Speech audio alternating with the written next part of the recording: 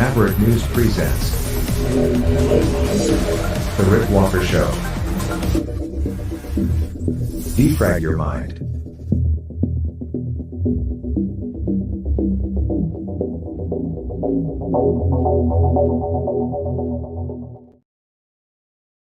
Good evening, Maverick family. Hello, new viewers from all over the world.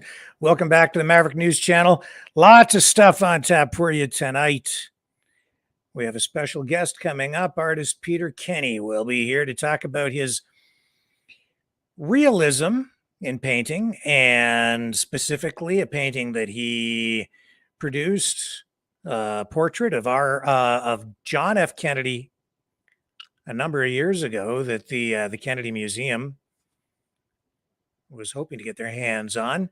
We'll look at some of his other artwork as well. We'll get his thoughts on the presidential bid from RFK Jr. and other things. Also in the news tonight, Russia strikes back. Attacks in Odessa, obvious retaliation for the deadly attacks on that bridge in Crimea. All that going on, and NATO countries are preparing for the worst. They're revising their plans to deal with any possible nuclear conflict. Suing parents. Another bizarre neoliberal woke twist that is penetrating and distorting the fabric of reality. Will explain, and I might even call my mom. Another whistleblower has come forward to talk about the Hunter Biden investigation and possible interference in the legal process there. A migrant, a Honduran migrant, accused of throwing a small child into the water, crossing the border into the United States. Inflation in Canada is now so bad that even the mainstream media is acknowledging that some people are leaving the country as a result. And that Senator Michael McDonald in Canada, back during the Freedom Convoy, we ran video of this senator, a conservative, who was walking down the street and then made a lot of off-the-cuff remarks that maybe were just a little too truthful. So as a result, now his remarks supporting the convoy, which got him into trouble before, have now got him into even more trouble. We'll touch on that story as well tonight. So stay with me. A lot of stuff to cover, a lot of ground to go over here tonight, but we'll get through it. And I think you'll find the show not just educational, but entertaining as well.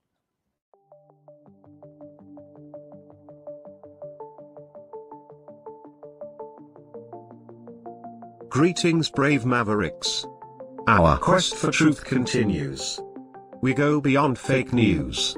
Together we expose propaganda. Together we pull others out of rabbit holes. We are maverick thinkers. We are all unique individuals, defenders of individual rights and freedoms, credible, trusted, grounded in reality. Maverick News, Maverick News. Defending free speech, free speech. Donate at freedomreporters.com. Do it now.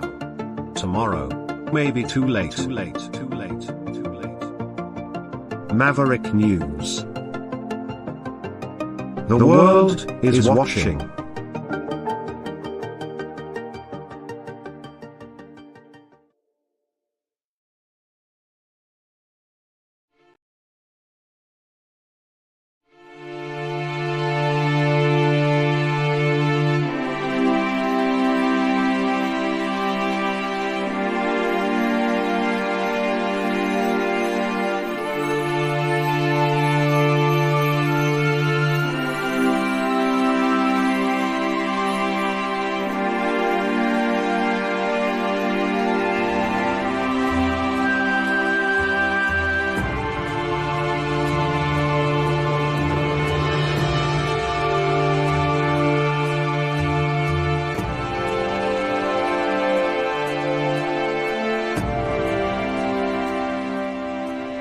Maverick News. The world is watching.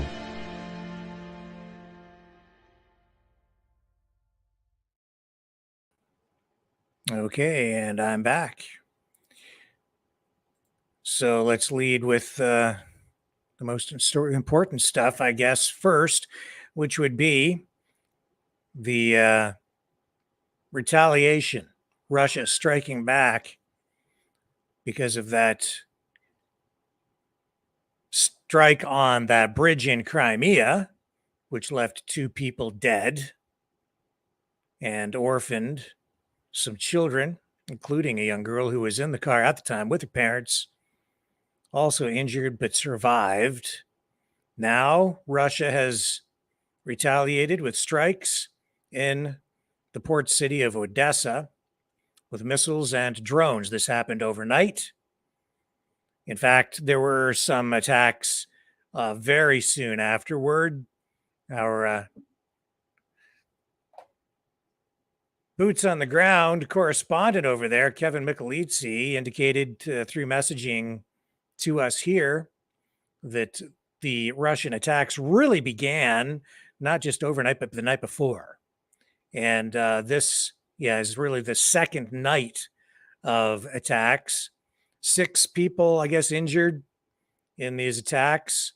And Russia has indicated that this is absolutely a direct response to that attack on the bridge.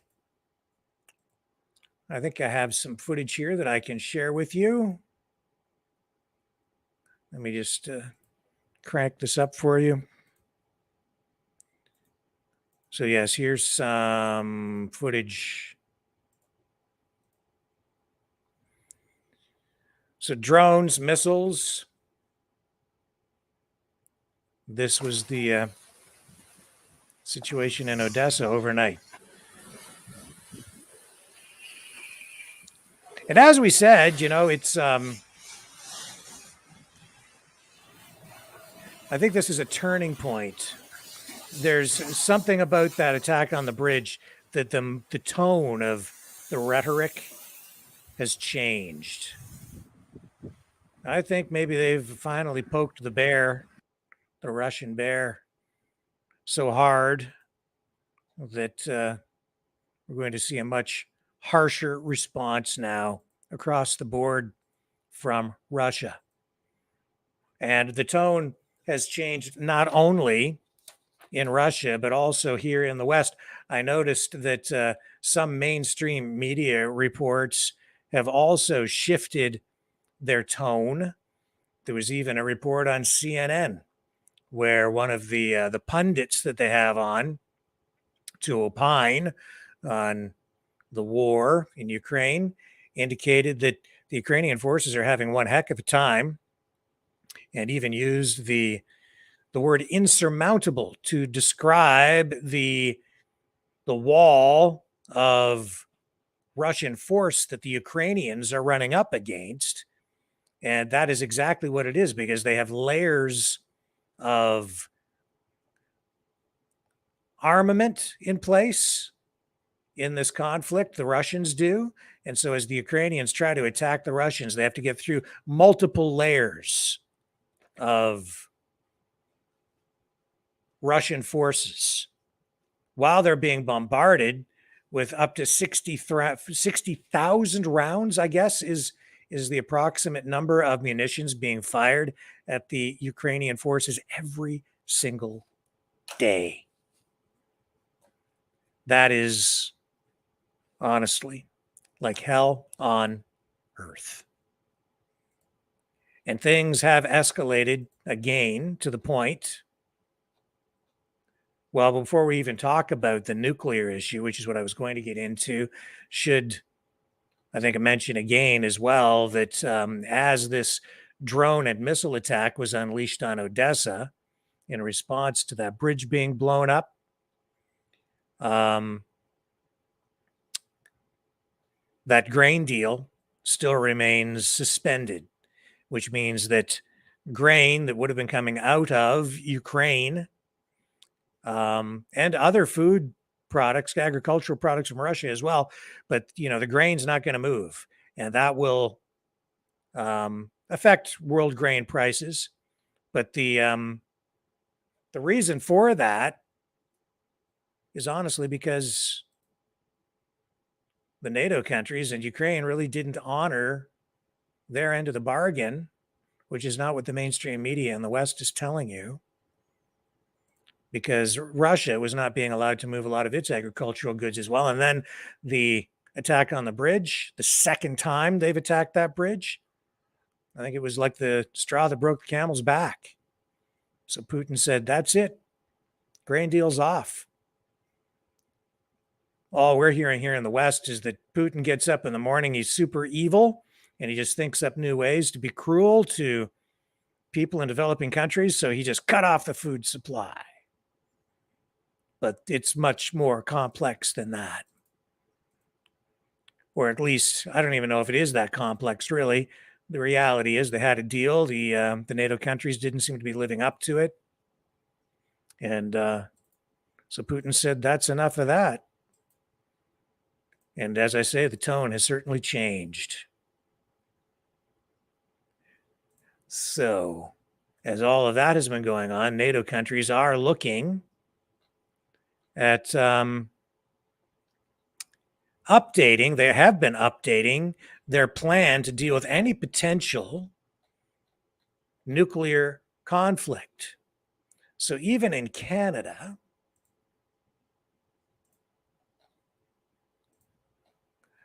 the nuclear threat has prompted the government to update its emergency protocols.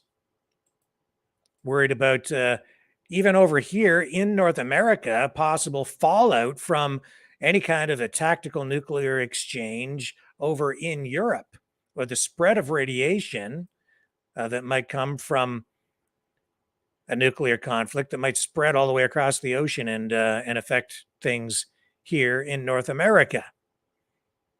So Ottawa is taking steps to update its protocol for advising Canadians, alerting people in the event of any kind of attack over there, and also update the protocol for advising or warning people that there could be a ballistic missile attack, an ICBM attack coming our way from over the North Pole, I guess.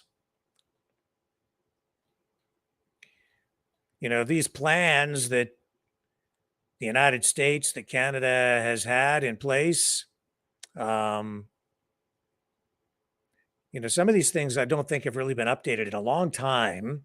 A lot of them, I think, still kind of follow logic and thought processes from the Cold War era. And we've seen that the warning systems, the NORAD warning systems, are being upgraded.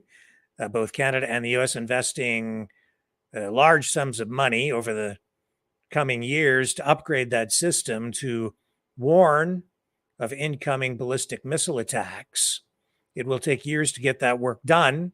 And of course, the Russians already have hypersonic missiles that can get here in a matter of minutes. So the game has changed since the Cold War era. And Canada is not the only country now that is looking at updating its nuclear conflict protocols. It looks like just about every NATO country is getting involved in that. In fact, if you go back, you can go back over a year and you can find information on NATO countries doing just that. Here, let me find you an example.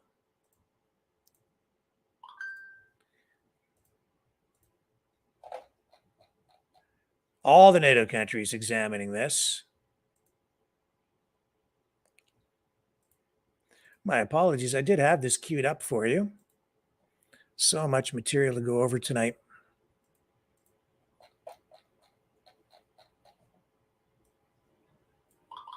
Yes, like right here. So if you go back to, this is from last October.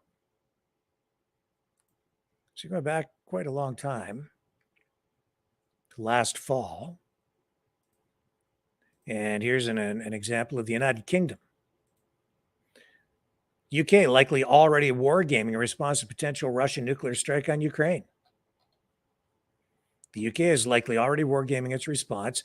Vladimir Putin made his clearest threat of nuclear warfare, it says here, during a national address in September, warning the West that Russia had various weapons of destruction and was not bluffing. You may recall our reports on that at the time. In fact, that was our headline the night that Vladimir Putin made that statement.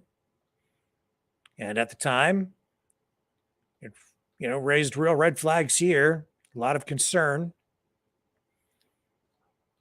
And the Western mainstream media propaganda machine has been, churning out a lot of information to try to make Ukraine look like the hero and Moscow look like the villain in all of this.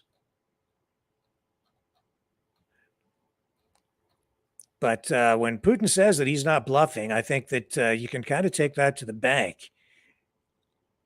The Russians he doesn't bluff. That's not I don't think that's their nature. That's not his nature.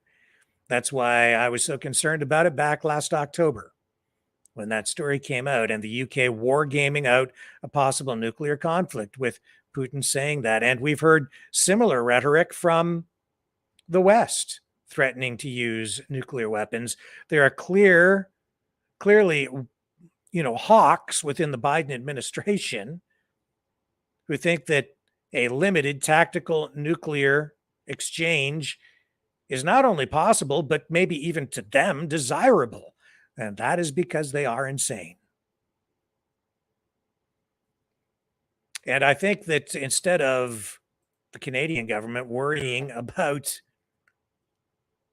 fallout from Europe, they should probably be worried about an all-out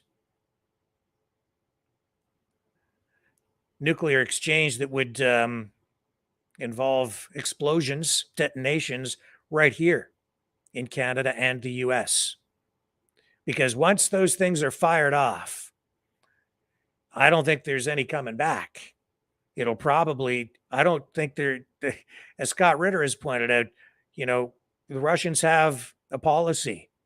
Once the nukes start to fly, even tactical nukes, it appears that the Russian policy is to just launch it all. And that would mean that the war would come right home here on the home front in Canada and the United States. Take note, folks. Be prepared. A lot of people stocking up on potassium iodide pills. And governments also ordering ample supplies of them as part of their revised plans to deal with a possible nuclear conflict. All that going on tonight, still, in the wake of the Crimean bridge attack and now the response from Russia in Odessa, where that key port city has now suffered some infrastructure damage. And I think there is more to come. I don't think we've seen the end of it. That's 2 nights in a row, and I think there is more to come. Don't go away. Stay with me. I'll be right back. And I think I might call my mom, because the in thing these days, I guess, is to sue your parents. Yeah. Sue your parents. The New World Order. Government overreach. The Great Reset. Mainstream media lies. Now more than ever, independent voices are needed. Donate now at freedomreporters.com. That's freedomreporters.com. Maverick News. The antivirus program for your mind.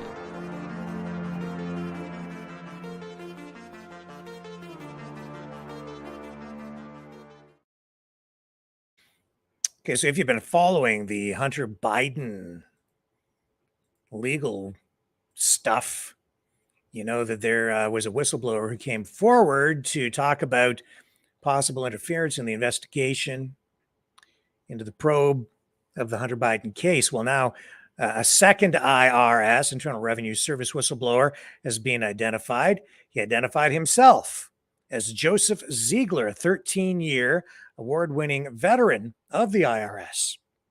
He is alleging that President Joe Biden's Justice Department politically interfered in the criminal probe of Hunter Biden. So Ziegler was previously using the alias Whistleblower X, and he's joined his superior, Supervisory Special Agent Gary Shapley, in testifying publicly before Congress. And during his testimony, he conveyed he is gay, a Democrat, married to a man.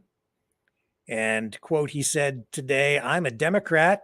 In the last presidential election, I actually did not vote." That in a quote to CBS News today. He said, "I thought it would be irresponsible of me to do so because I didn't want to show bias one way or the other." House Oversight Committee Chair James Comer has provided Ziegler's background. He did that during today's committee hearings. In 2021, Ziegler alleges he drafted a memo recommending FBI prosecutors charge Hunter Biden with multiple felonies and misdemeanors.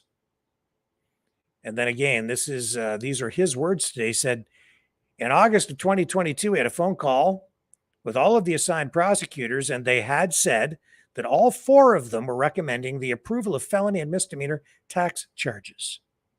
So it got that far. But we know that that didn't quite happen. Hunter Biden agreed back in June to plead guilty to 2 federal tax violation charges and 1 violation on a gun charge.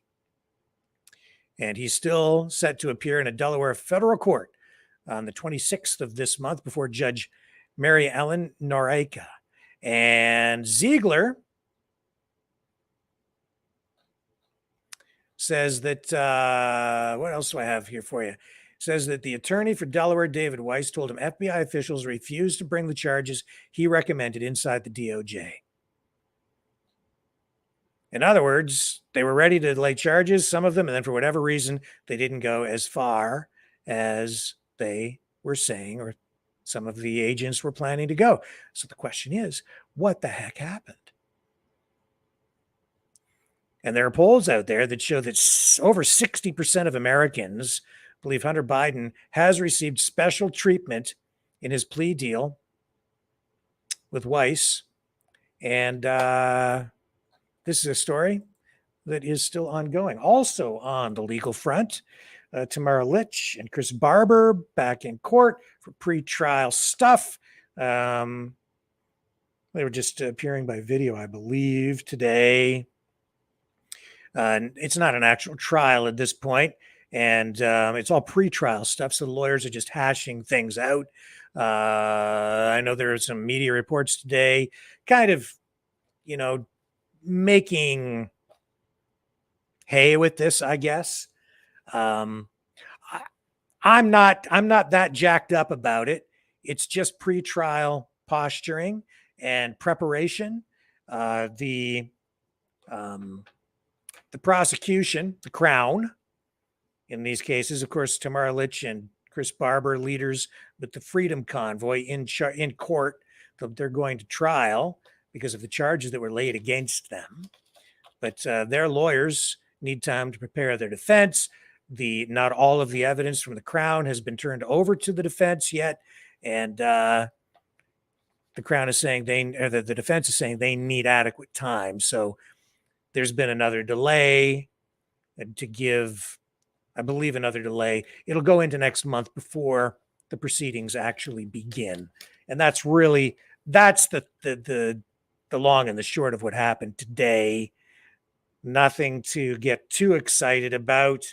It'll all come out in the wash, as they say. And then there's this stuff.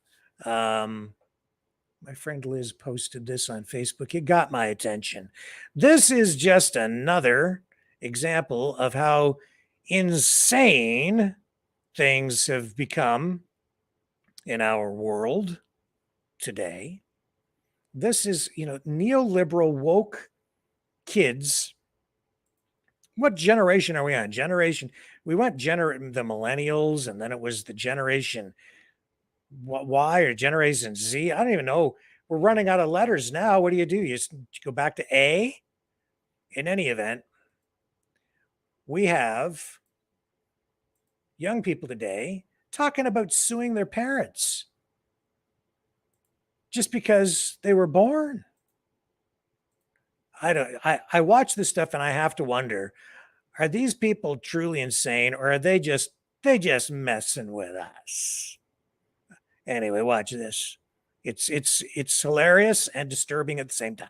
I sued my parents for having me without my permission. So my parents that I sued, they contributed to, conceiving me, and my mother that raised me, she gave birth to me.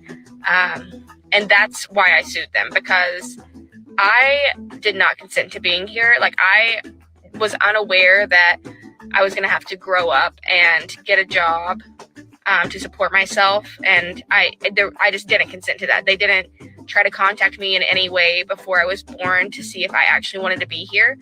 And that's why I sued them. Now, it's different. Like, I know I've said it's like unethical to have children before, but it's different when you adopt, because it's not my fault that they're here. I'm just trying to be a good person and like help them out. You know what I mean? So yeah, if you are pregnant right now, you need to hire a psychic medium and ask your child if they actually want to be here. But keep in mind, if they don't, you need to terminate. Otherwise, they will sue you, because I'm making that my life mission, to teach children to sue their parents so they don't have to work. Yes, my parents did kick me out on my 18th birthday. They actually came into my room the day I turned 18, and they had keys in their hands, and they were like, "These are yours to your new place. You cannot stay here. Get out." And I just wasn't expecting that. It's like, I thought I was going to get like a happy birthday or something, but they were just like, "We've done our job. Get out." So I go to my new house, and the one they bought me was only 1,200 square foot. The house I grew up in was like 4,500, and it had a home theater, in-ground pool, tennis court. It was like staying at a resort.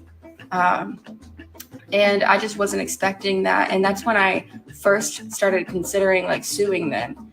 And then later on, I was asking them, I was like, "Hey, look, you raised me in one lifestyle, and then all of a sudden just kick me out.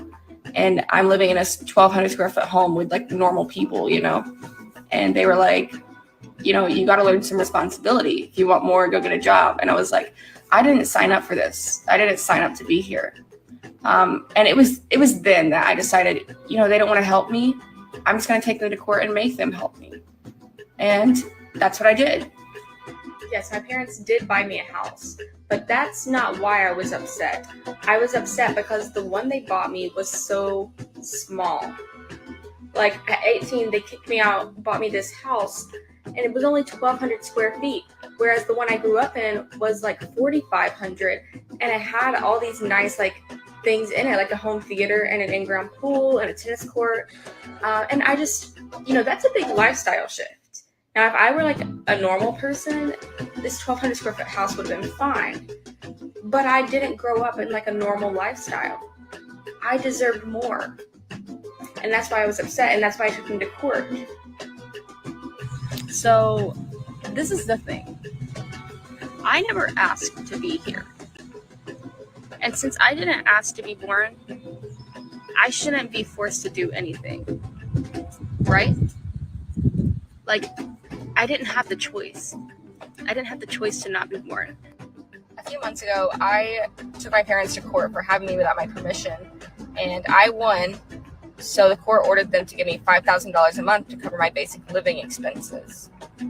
Well, they went and had that appealed. So now they don't have to give me any money, and I have to go get a job. And I'm realizing, like, I don't have any work experience or any higher education. Nowhere's paying me $5,000 a month. So how the hell am I supposed to be able to afford my bills? Like, what?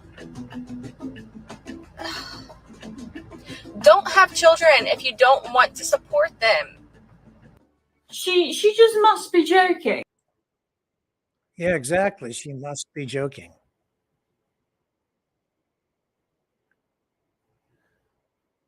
Okay. All right. Here we go. Time to call my mom. Okay, hang on here. All right. I got to find my mom's phone number here. I don't know if this is journalism, but it is today. All right. Let's see if my mom answers the phone. Hopefully you guys can hear this.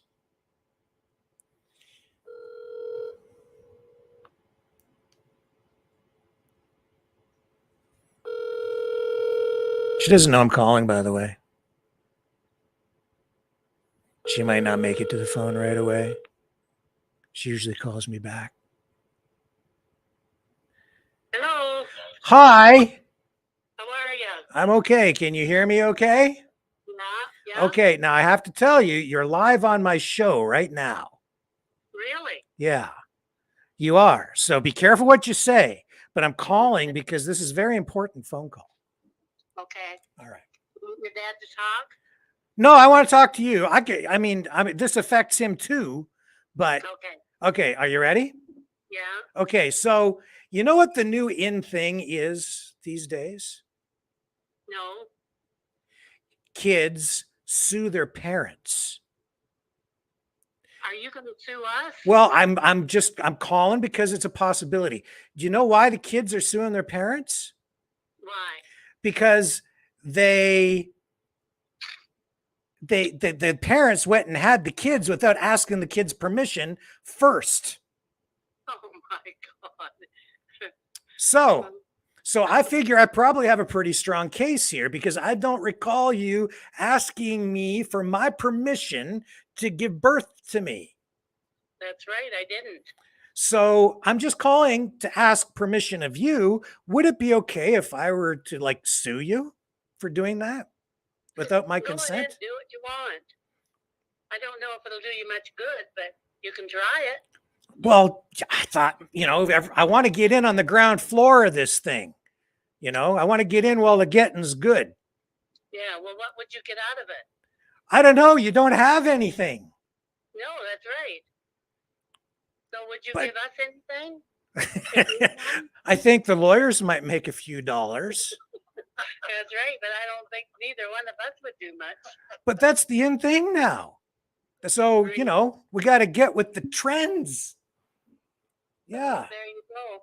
We got to get in on it, I guess. Yeah. Can Dad hear what I'm saying? Yeah, he's here. Yeah, he can hear that clear. So is it okay with him if I sue you? You want to go to court and do this thing? We can do it together. It'll be like a bonding thing, exercise.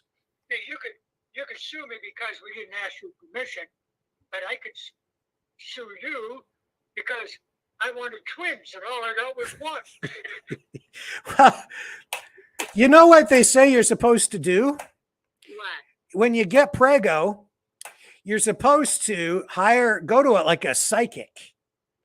And you're supposed to have the psychic talk to your unborn child and then ask if they want to be born. Oh my God. And if they say no, you're supposed to put an end to it. Yeah, okay. So I'm thinking how many unborn children out there, when they're talking to the psychic, would say, yeah, I don't think I want to be born. No, thanks. Yeah, well, good luck to them. Oh. Where did this all come from? It's out. I don't know, Dad. It's 2023. This is just the stuff that goes on now out there. This is like a real thing. Oh, no kidding. Yes. Well, I'm afraid people don't have much to do. Because Apparently not. if you sue us, you're not going to get a heck of a lot. Well, that's true. But the downside is, and this is, I'm just calling too. I need to ask you this before I sue you. Okay. If I sue you for giving birth to me without my consent, will you then write me out of your will because you're upset with me? You're darn right I would. Well, then there's no upside to suing you, I guess. Well, there you go. There you go. Isn't that something else? What next, eh? Well, I think what next is probably Ryan and Elena suing me. Because, you know, I have kids too, right? So it's going to come back full circle on me. And I didn't ask their permission. That's right. You know, So, be ready. started out as a gleam in my eye. And the next thing you know, I've got a lawsuit on my hands. There you go. Can't have any fun anymore. Which one do you think will sue me first, my daughter or my son? Oh, probably your daughter. I think you're She's right. older. She was the first one, so she probably would. Well, therein lies the precedent in the legal case, right there. Yeah, because she's the first. Yeah, Right? yeah. You know what they call that? They call that daddy issues. Yeah, Yeah. yeah. There you go. Well, okay. I'll talk to you later. I don't know if I'll sue you or not, but if I do, thanks for the permission. Okay, well, good luck. I'll review my legal options and I'll have to get back to you. Okay, well, good luck. We'll wait till we hear from you later. Okay. All right. Okay. All right. Talk to you later. Okay, bye-bye. Bye. All right. All right. Hang on a second here. Let's see. Let's call my daughter. She probably won't pick up. She's probably mad at me for just whatever. Hello? Hi, Hi. it's your dad.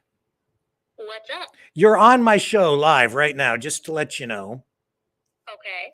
I need to ask you a question, but before I ask you the question, I need to fill you in on some information, one of the latest, newest trends out there, which is that kids are now suing their parents for giving birth to them without their consent.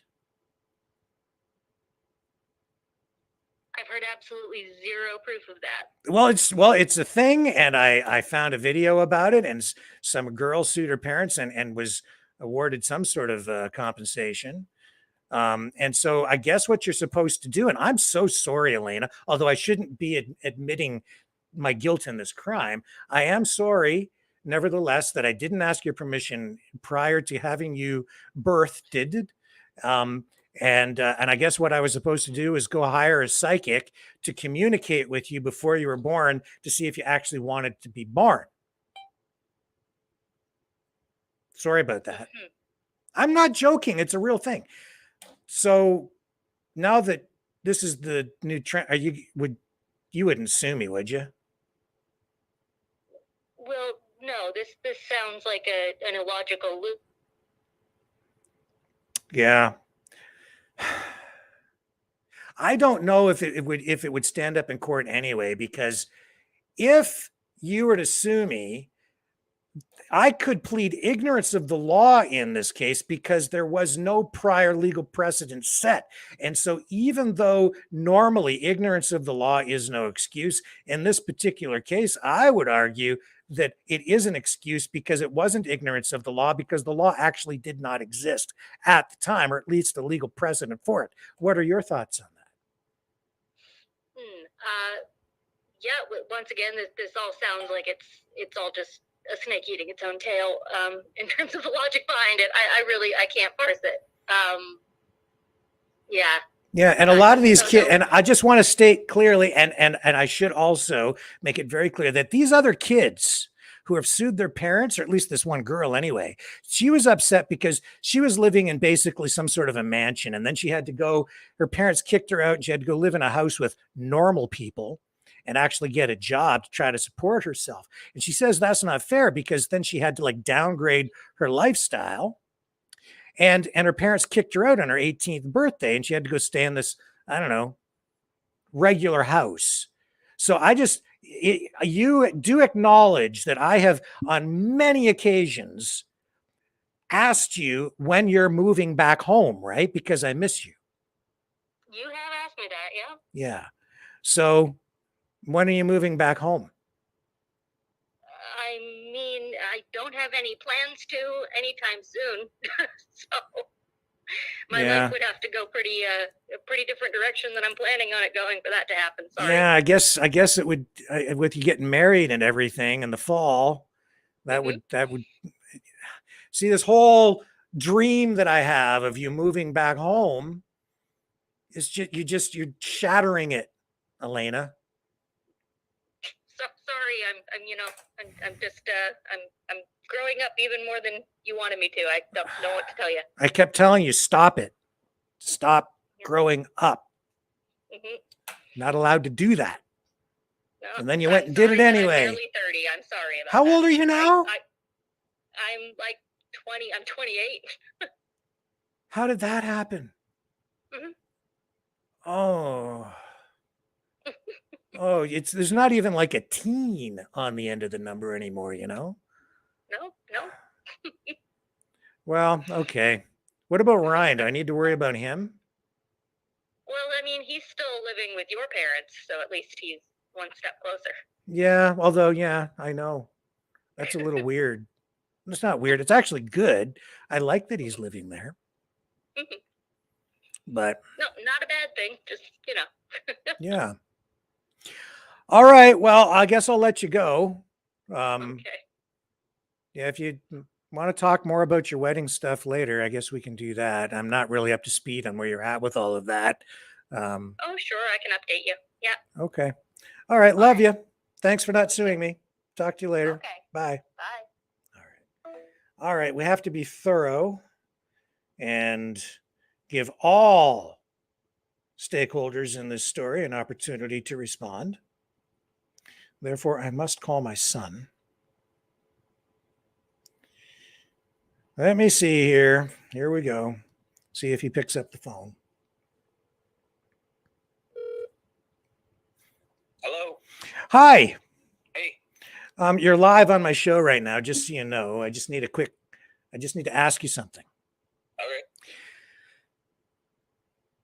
The newest thing is for kids to sue their parents for giving birth to them without their consent.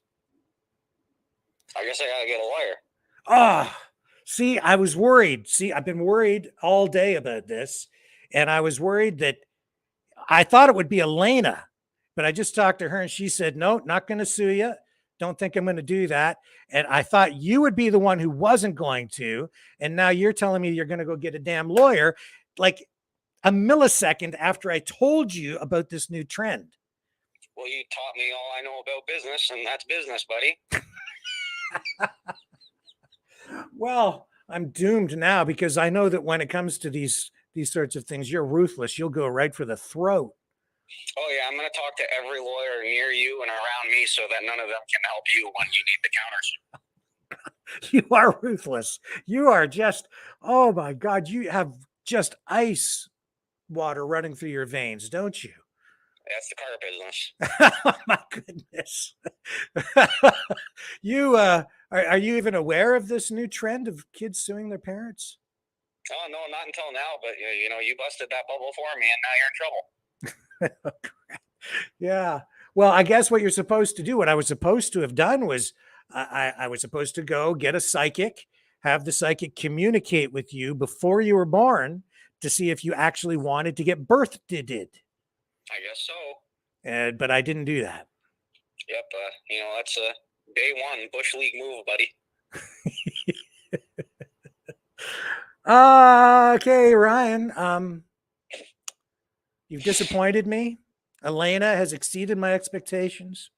And although I have to say, I admire your spunk. And well, I mean, like I said, I learned my business from you, so. I'm not like that. Anyway, okay. All right. Well, everything else okay? Oh yeah, everything's solid. Are you going to see your grandparents? Because by extension, they're residually responsible for your existence. No, I don't think I'll sue them. Oh, I knew it. You always did love them better. There's a little less. I don't think I have as solid of a case against them. there's nothing written about that one right now. I've got a couple cases I can back mine off right now if I do the whole parent thing. But you never know. Maybe some other people will get wild with it and we could re-explore that option, but I doubt it. All right. Well, it's pretty zany out there in the real world these days because everything has become a construct. You know, anything you want to be real, it becomes real, to the point now where we've got this stuff going on in the courts. So pretty weird stuff anyway. But thanks for letting me know that you're probably going to sue me. Oh yeah, no worries. You know, expect some papers and some guy to say you've been served. Okay. Thank you. Love you. Talk to you later. Okay. Bye. There's my family. I'm doomed. He's a sharp one.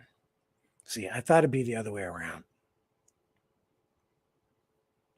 But no, see, maybe my daughter in her adulthood, now that doesn't have the teens after the number and her age anymore. Now she's a little more mature. She's mellowing a little bit, and she's warming up to the idea of, maybe her dad isn't such a bad guy after all. Don't go away. I'll be right back. I think. Maybe. The New World Order. Government overreach. The Great Reset. Mainstream media lies. Now more than ever, independent voices are needed. Donate now at freedomreporters.com. That's freedomreporters.com. Maverick News. The antivirus program for your mind.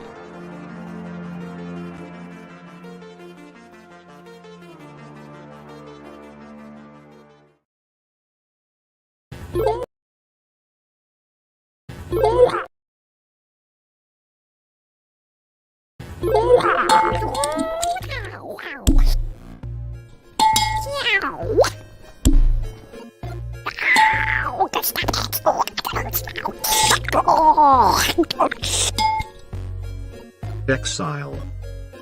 The Knights of Malta. Maverick News. Join us.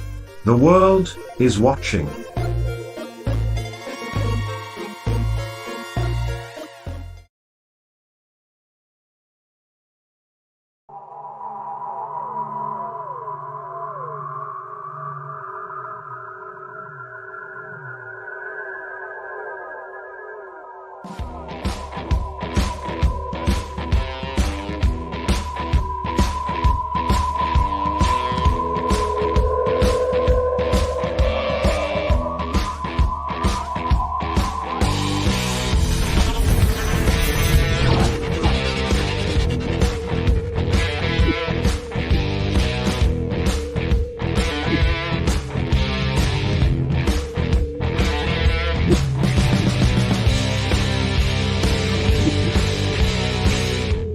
Maverick News. The world is watching.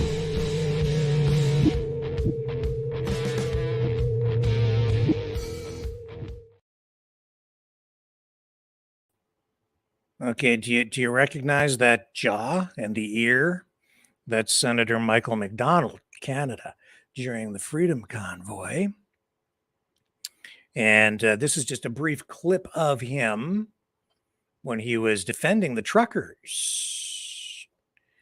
We ran a much better video of this back at the time, but this is just a brief clip to remind you of what he said. You know what I'm owed? Nothing. I'm owed nothing. This country gave me more than my father had and my grandparents, right? But I'm so sick of the entitlement in this country and this fucking city. Everybody around the city with their six-figure salaries and 20-hour weeks and their bullshit nonsense. A couple of people bigots and racists and everything else. This is so unfair to the country and so unfair to people. And I know it's unfair because I'm here. Yeah. I know it's not true. Right? Absolutely. Thanks for having the courage and the decency to come here. Thanks, brother. Right? You're not alone. Thanks you. Right? Thank you. Thank you. Thank you. God bless you too, man. He basically was just telling the truth. and he got into trouble for it. And there was a longer exchange. That was just the tail end of it. But that's what the senator was doing. He was telling the truth. Now, unfortunately, shortly after that, because of the heat that they brought down on him, he apologized. Yeah, it's true. He apologized for saying that stuff. Even went so far, after calling his own wife in that exchange, in a little, in a section just a little bit earlier in the video that you didn't see there, called his own wife a Karen.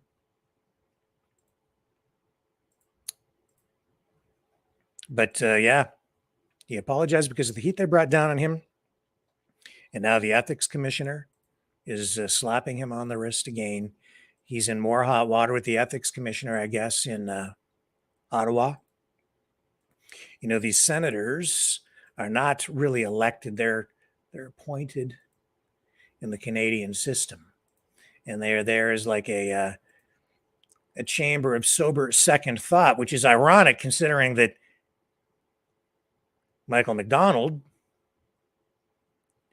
said, and during his apology, that he had been drinking at the time of his comments, and used that as a bit of a scapegoat at the time. But even after apologizing, just not good enough for the woke government and the woke bureaucracy, still being reprimanded. So there's a story that emerged initially as a ray of hope, I think, for regular everyday Canadians who had a strong thirst for a return to freedom, and it deteriorated into the woke mob descending upon the person expressing truth to power, only to be crushed, forced to apologize, and that's still not enough, and now facing further reprimands and penalties from the establishment. So typically Canadian in 2023. You know what else is typical? In Toronto, Canada's most populous city, the municipality is now considering a ban on two-stroke engine machines like lawnmowers, leaf blowers, anything with a two-stroke gasoline-powered motor. You know what they want you to do instead? They want you to rent lawn care equipment, yard equipment, small engine equipment that would no longer be powered by gasoline engines. They want you to rent electric-powered equipment from a municipal repository or a low-emission equipment lending library. Yeah. So we'll see where that goes. 2023, things sure are different. They don't just want your car electrified, they want everything electrified.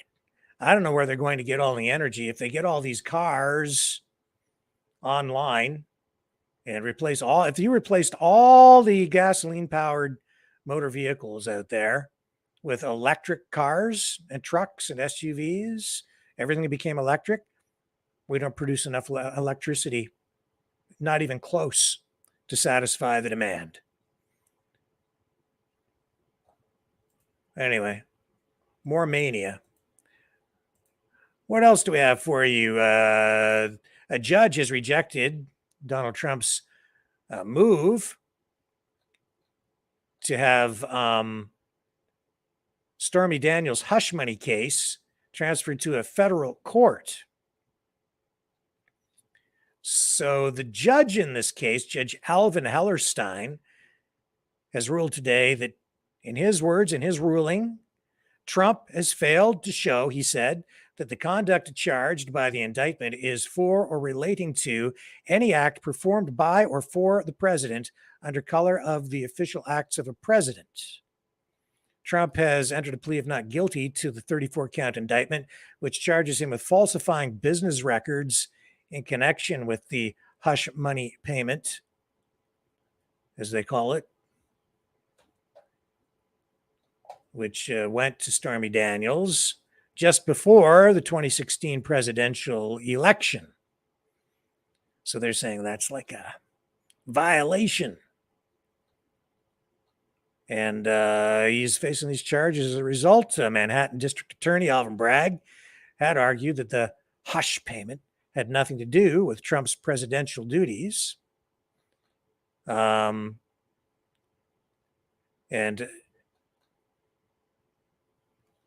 Trump is arguing that the case belongs in the federal court because his attorney at the time, Michael Cohen, who made the payment to Daniels, I don't understand this part of the case. Let me just see if I can see from these notes what this means. In any event, this thing's not going to a federal court right now. I think that probably will hurt Trump in this particular case, but honestly, in the end, I just don't see it going anywhere. That's the bottom line. All of this, again, I think is just a bunch of noise. This is just lawfare, just designed to cast a negative light on Donald Trump, try to hurt him as he seeks re-election. But I don't think it's going to. And that's the bottom line on that. Also, this story here, this one about the crypto king. I don't know if you're aware of this, especially if you're in the US, but this is a really disturbing story. So here where I live in the province of Ontario of Canada, there was a young guy. His name was, well, he calls himself the Crypto King. His name is Aiden Petersky. And he got some people when cryptocurrencies were climbing in value to invest with him. And he called himself the Crypto King. And then the crypto market kind of tanked, lost a lot of value. He lost a lot of money, and he got kidnapped. He lost millions, apparently, when the crypto market crashed, and got into some real difficulty. So he said that the pivot point for him was when the crypto market started to tank 1 year after he took these investments in for people, and then he didn't tell them the truth. He tried to make the money back and lost even more. And he said, I should have been honest with everybody and told them that I lost a lot of money. But he didn't do that. He tried to recoup the losses, got himself dug in even deeper. This is a guy who, was flying around on a private jet. He was buying himself fancy cars like Lamborghinis. And apparently he owes something like $35 million to cryptocurrency and foreign exchange investors. And they've all been trying to get their money back. And so I guess the cops charged 4 different people. And one of the people charged, who claims to be innocent, had invested over 700 grand with this guy. And now we have video that has emerged of this young man, the Ontario Crypto King. And he appears to be all bruised and beaten and apologizing for what happened. So 4 suspects arrested, facing a long list of different charges. Who do we have here? Darren Akeem Pong, 24 years old, of Toronto. More than 20 different charges laid against him, including kidnapping, kidnapping for ransom, forcible confinement, aggravated assault, extortion, and theft of a motor vehicle. Also, Rakeem Henry, 24 years old, faces over 15 charges. 37-year-old Tyler Fast, charged with kidnapping, kidnapping for ransom, conspiracy to commit an indictable offense, and forcible confinement.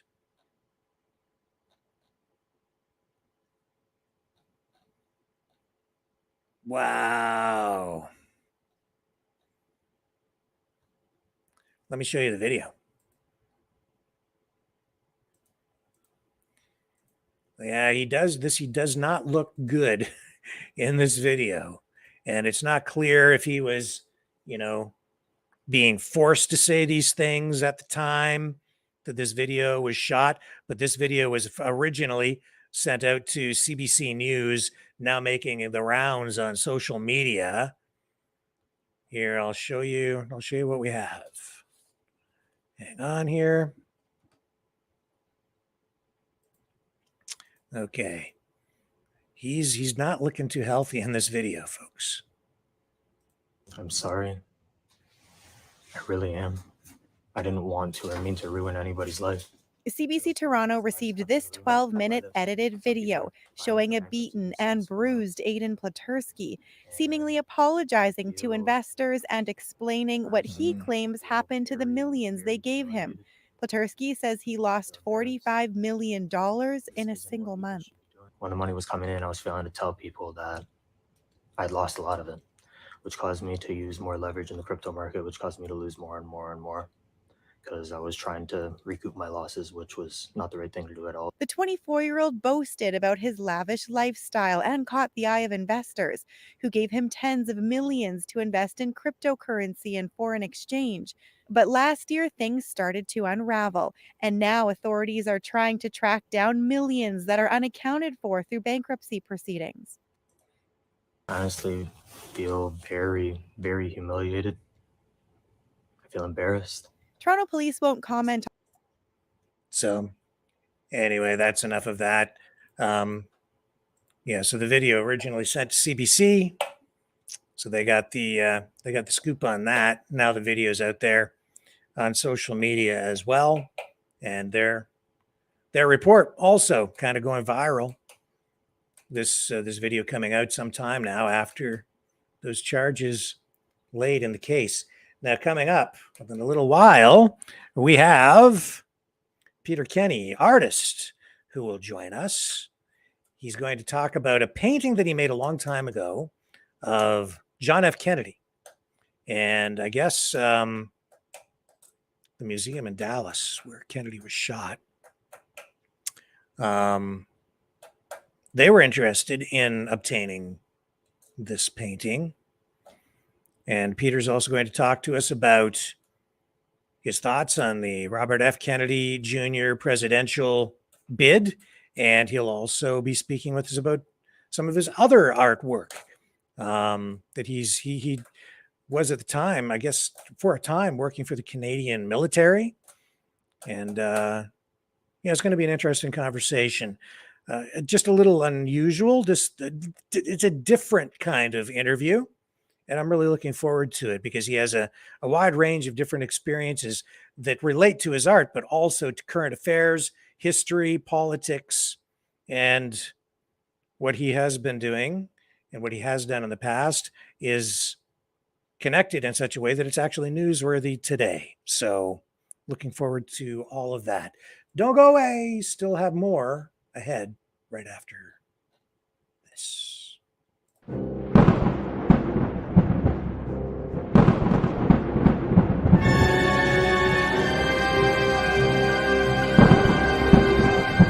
Fear not the storm, for truth is on our side. Maverick News. The world is watching.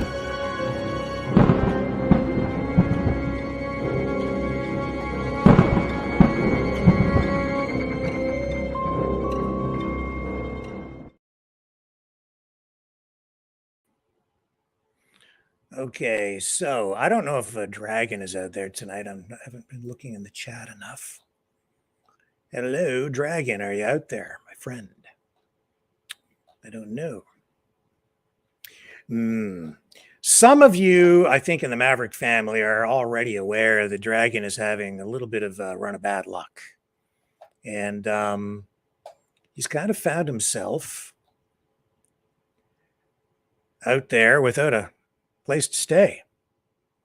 He's joined the ranks of the homeless, apparently. And so we've been having discussion. And I indicated he's not. Gina says he's not. He's not. Okay, so things have changed. So I don't know what the situation is. I haven't spoken to Dragon in 2 days. Dragon, are you there? I don't know if he's still watching or not. Looks like he was here earlier. So it looks like he's got a place to stay. Anyway, I had talked to him about something that I had a plan to maybe help him and also do something productive over here. And Gina says that she spoke to him. I'm looking at her messages coming in. And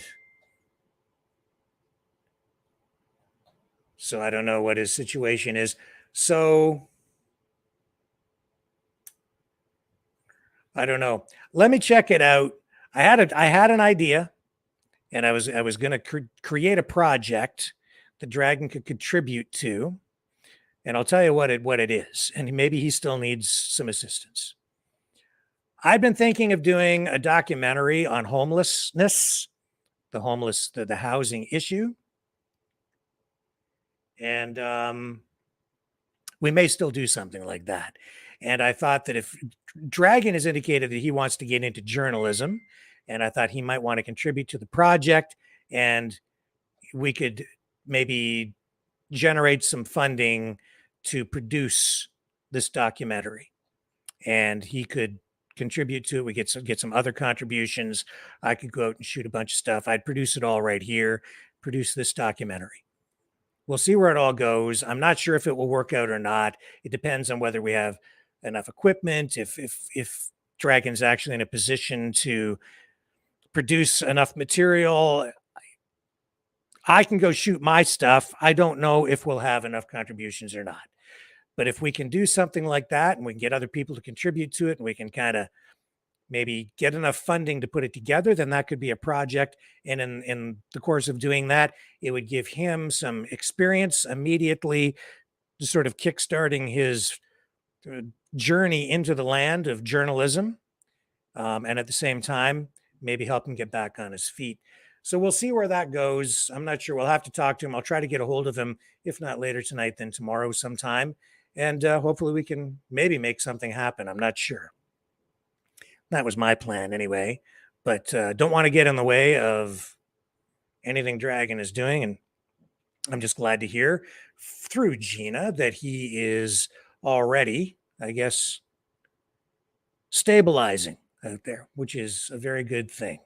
So let me take another break, recoup after that little side trip down a side road on the Dragon front. And I'll be right back right after this.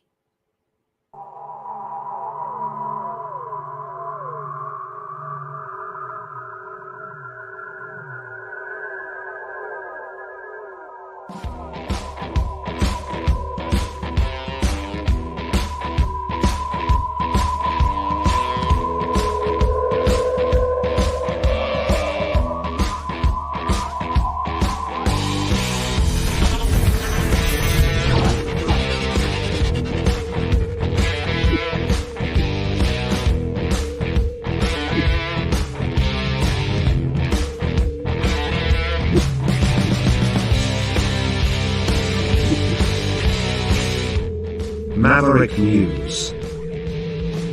The world is watching.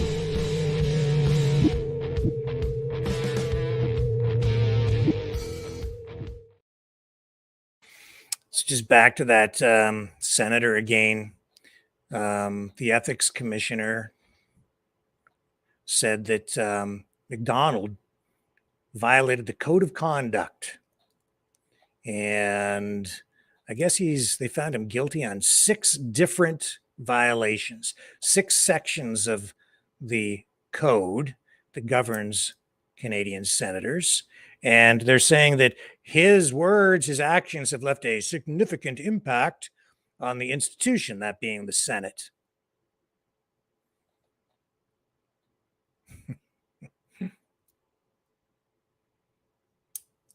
I guess he was not as dignified as he was supposed to be and failed to exhibit reserve and restraint.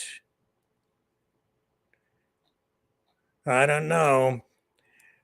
I can say that some other people seem to lack the ability to exercise restraint. Other people in positions of real power. And that had a direct impact in a significant way on the Canadian public, especially in terms of the way we were treated with rights being stripped away at the time, and the coercive nature of, the coercive way that the police were used to put an end, to crush the Freedom Convoy in the end by beating people in the streets. So that's where that's all ended up. He also, McDonald would not comply with an order to participate in the inquiry into his actions. So a report's going to come forward now, and we'll see what ends up happening to him in the end, what kind of penalty there will be. And I guarantee you, there will be a penalty. So you see, folks, even though he apologized, it did him no good.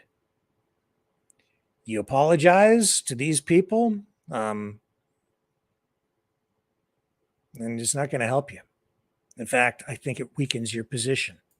You think they'll leave you alone after you apologize, but they don't.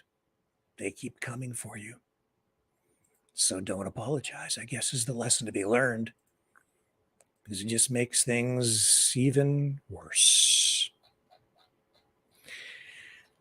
So, the border crisis down there, along the Canada-Mexico, or the U.S.-Mexico border, rather, still a big problem. And this is just so disturbing because I guess there was a man from Honduras who was trying to get into the United States, and he was seen throwing a 1-year-old girl into a river, a Texas border river. Just unbelievable. So this was in the border town of Eagle Pass, Texas, and they saw, I guess, police there saw a migrant tossing a 1-year-old girl into the Rio Grande as he was crossing over from Mexico into the U.S. Police say they saw the child go completely underwater and her life was in danger. So they, I think they've arrested this guy.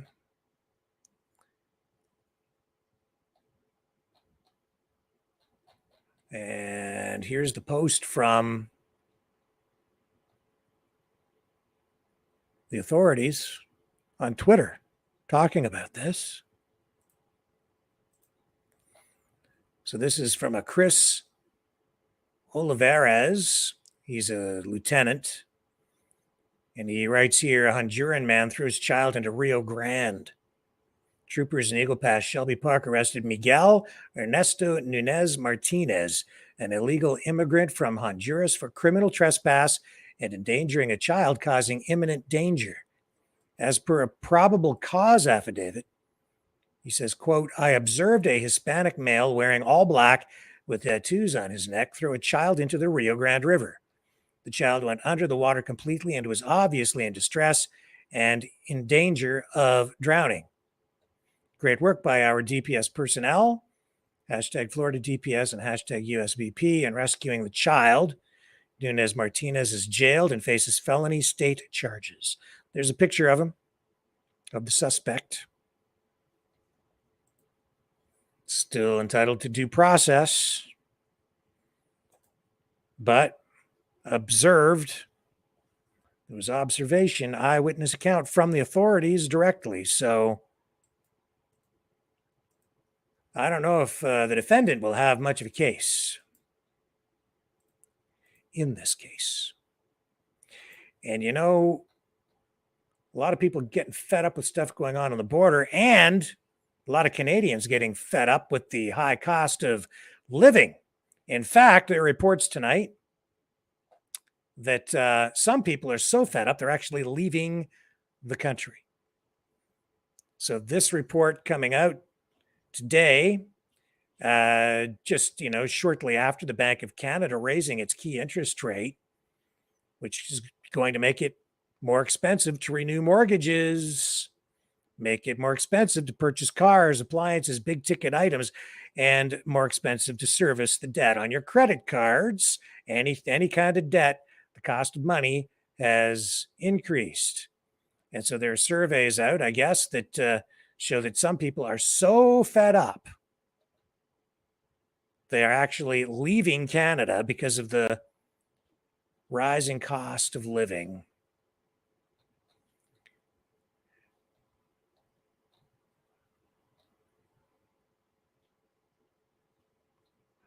So Statistics Canada shows there are more people immigrating into Canada than there are leaving, but of course there are. We know that because the Canadian government is still being very aggressive with its immigration policy, keeping the border pretty wide open, trying to, they believe, stimulate the economy with, increasing immigration. And we have had record levels of immigration now for a number of years. Nevertheless, we are seeing that some people are getting fed up to the point where they are actually leaving the country.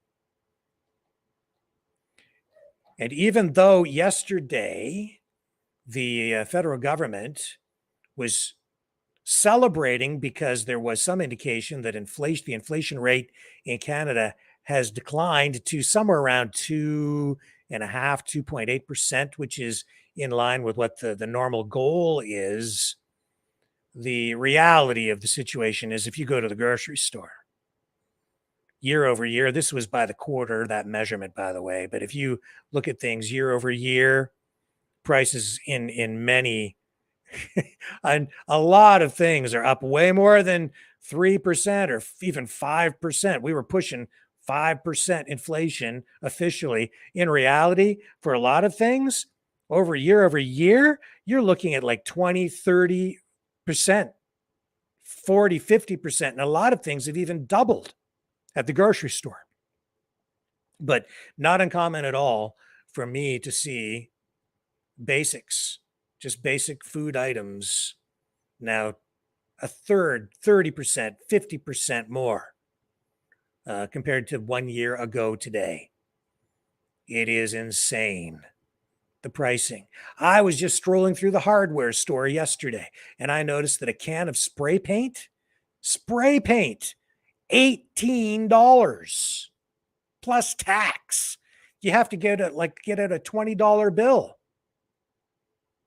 Not that long ago. I mean, I remember, I'm still stuck in the 80s, I know, but $5 or $6 for a can of spray paint.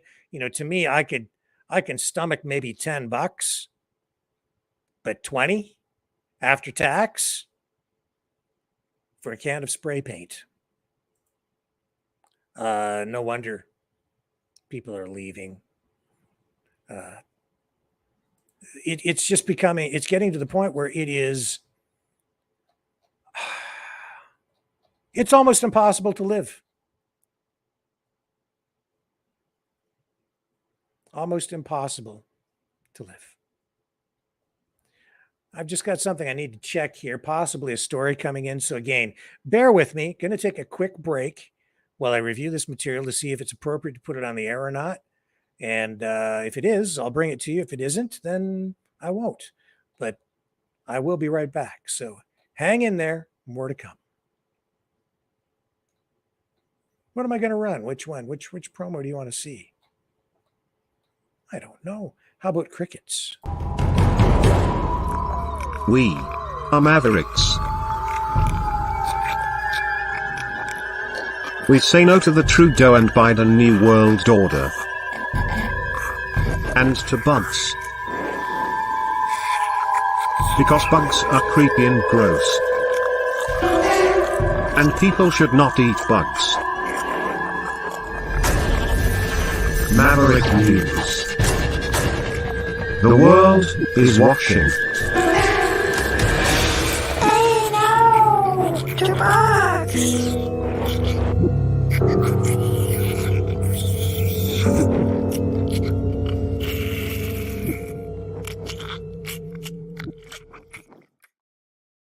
Yeah, so I'm not going to run that not until I get a little more context. So I won't even bother you with it at this point. I need to make sure we do the responsible, proper thing. So what shall we do? I'll tell you what we will do. We're going to go to the phones for just a brief period of time until our guest shows up here. Peter Kenney, artist, who's going to talk to us about his John F. Kennedy painting, his other artwork, and we'll have a discussion about politics. So stay with me. I'm going to get the phone lines cranked up. Be right back.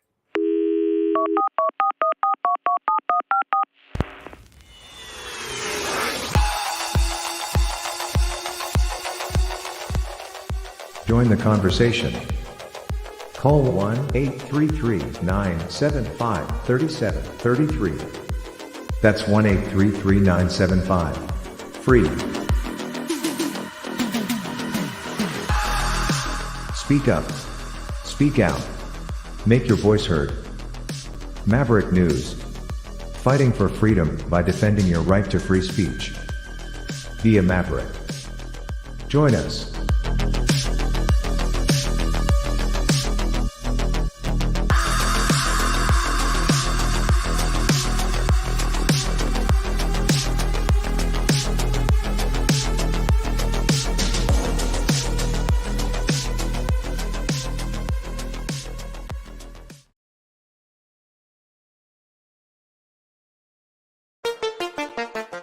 The New World Order. Government overreach. The Great Reset. Mainstream media lies. Now more than ever, independent voices are needed. Donate now at freedomreporters.com. That's freedomreporters.com. Maverick News. The antivirus program for your mind.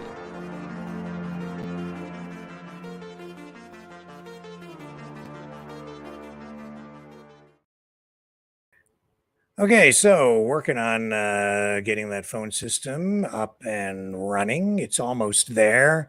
I just need the screen to stabilize, and then we'll be on it. You can support the channel by donating at freedomreporters.com. And we do need your help. Thank you to those who have donated in the past. And we can sure use your assistance right now. In fact, we have to recharge the phone system. And so that means we need another 500 smackers to put into it. That's how much it costs to run it as we buy the time by the minute. And we do use the phone system quite a bit because that gives you a voice. And you can also donate at maverickdonations.com, maverickdonations.com. And please consider subscribing over on Rumble.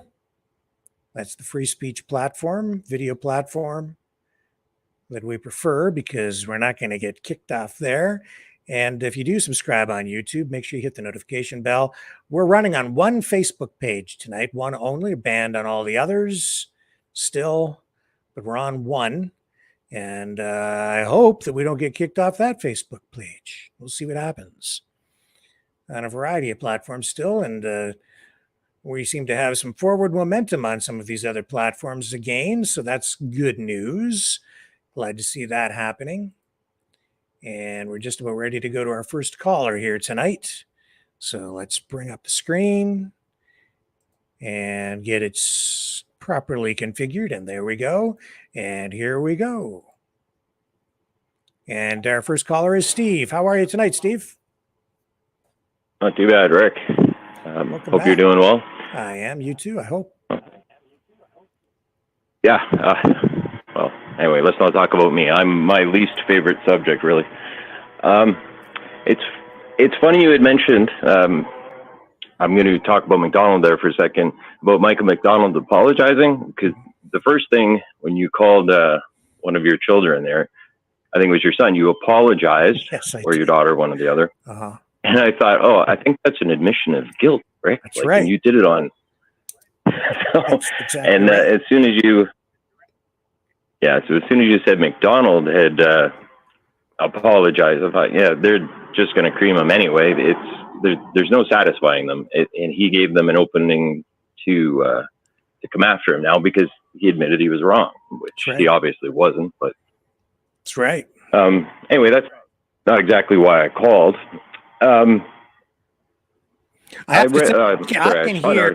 can hear an internal combustion 2-stroke engine in the background. Somebody is killing the planet, even as we speak, as they cut their lawn. Maybe it's louder for you than it is for me. Yeah, somebody's got a weed whacker out. He fired it up just as I was dialing your number. Yeah. Well, we better get through this quick then. No, he's gone now. Anyway, I'm sorry. I didn't sorry mean to about interrupt that. you, but you go. No, it's okay. You go ahead. I was just commenting. No, that's kind of funny. I'll be very upset if we lose our 2 strokes. There, he shut it off. Actually, I was just on my way to the door. Anyway, sorry. So yeah, I was checking earlier, just around dinner time, to see what your title was for this evening, and I was on Rumble, but I flipped over to YouTube just to see if there was anything of interest in their headlines or whatever. And True North. Now, I'm not very familiar with True North and their articles, but Andrew Lawton, somebody I'm also not familiar with, he had an interesting headline, so I clicked on it, and he was talking about our next election, and let's say Poilievre wins, but he gets a minority. Trudeau, I guess they're talking about this in Ottawa, about how Trudeau could still be prime minister, essentially, because they could just not cooperate. Yep. I was hoping you'd seen this, because I have a further question, because there was something I didn't understand that he said, and I can't ask him, so I called you instead. Yeah.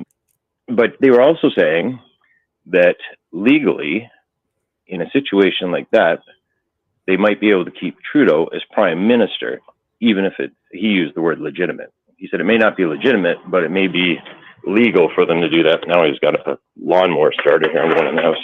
That's okay. It's not that loud, really. I just was commenting because I'd been talking about the 2-stroke engine story earlier, so it just seemed relevant. But anyway. Yeah, I know that lawnmower will get loud. So anyway, I'm inside. Anyway, so that's terrifying that, I mean, realistically, they could frustrate Poilievre at every turn should he get a minority government if he wins. But furthermore, I just didn't understand how it was. Oh, exactly. I'm kind of frustrated about the next election already. Either one of them wins, they're going in the same direction. I don't see hardly, they're just a shadow of each other. They're going in the same direction on every policy. So I'm really worried about our future. But it was the part where he said about, sorry, I wish I could remember. I wish it was a written article so I could quote it. About the part where he says that they might even be able to keep Trudeau as prime minister. Does that make any sense to you? Yeah, it sort of does, because if the NDP and the Liberals have enough seats combined between the two parties, they could create, and if I'm hearing everything you're saying correctly, they could form a coalition government, because they would say, no, we have more support collectively together. And because of the way the Canadian system works, they could say, we're going to work together. And even though the Canadian people elected a conservative minority, when you combine our two parties, we're going to work together and vote on all these issues together. And therefore, we actually want to form the government, they would go to the governor general, and I think that they could technically put forth an argument which could be upheld, where they would form the government instead. They would then end up with the minority government instead of the Conservatives if they form a coalition government. And in fact, in a way, we have that now because the NDP props up the Liberals on all these votes. They have an agreement in place, even though the Liberals have enough seats as they sit right now to actually form a minority. It's still difficult for them to get legislation through when the Conservatives vote all against it. So the NDP makes sure that they support it, because if any of those New Democrats, see, the way it works right now is the Liberals have a minority. That means they need at least some members of parliament from the other parties to vote with them on any given bill in order to get it passed. They have to get a certain number of Conservatives or New Democrats or Bloc members. They can't do it on their own. They have to get support from somewhere. And so the NDP has been saying, we'll just vote with you on everything. You just give us some of what we want, and we'll keep you propped up. When you come forward with a budget, which is an issue which could be treated as an issue that could result in a vote of non-confidence or a confidence vote, and if voted down, that could trigger an election. No, we're going to vote with you. Even if we don't totally agree on it, you give us some of this stuff over here, and we'll support you. So they prop up the Liberals is what they're doing right now. But even if the Conservatives get a minority, they're in the same position. They need then to get at least a few Liberals or a few New Democrats, or however the numbers work out after the election, so that they can get anything that they propose passed. So they have to get some support from the other parties. But if you have the Liberals and the NDP gang up and form a coalition and say, no, we're just going to work like a bipartisan cooperative, and therefore we've essentially formed the government, we'll be the minority government, and we're just going to, you're going to end up with basically what you have right now, even though it isn't what Canadians technically voted for. Right. So I understand all that. I did forget one little element, because if I understand what Lawton was saying, that they could actually keep Trudeau as prime minister. In your scenario, and as I understood it, Poilievre would still be the prime minister, but they could frustrate him or outvote him.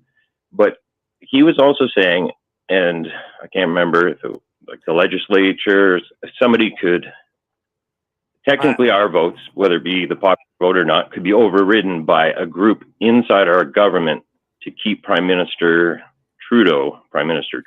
Yeah, I'd have to look at all of that. That's a lot of legal stuff and constitutional stuff.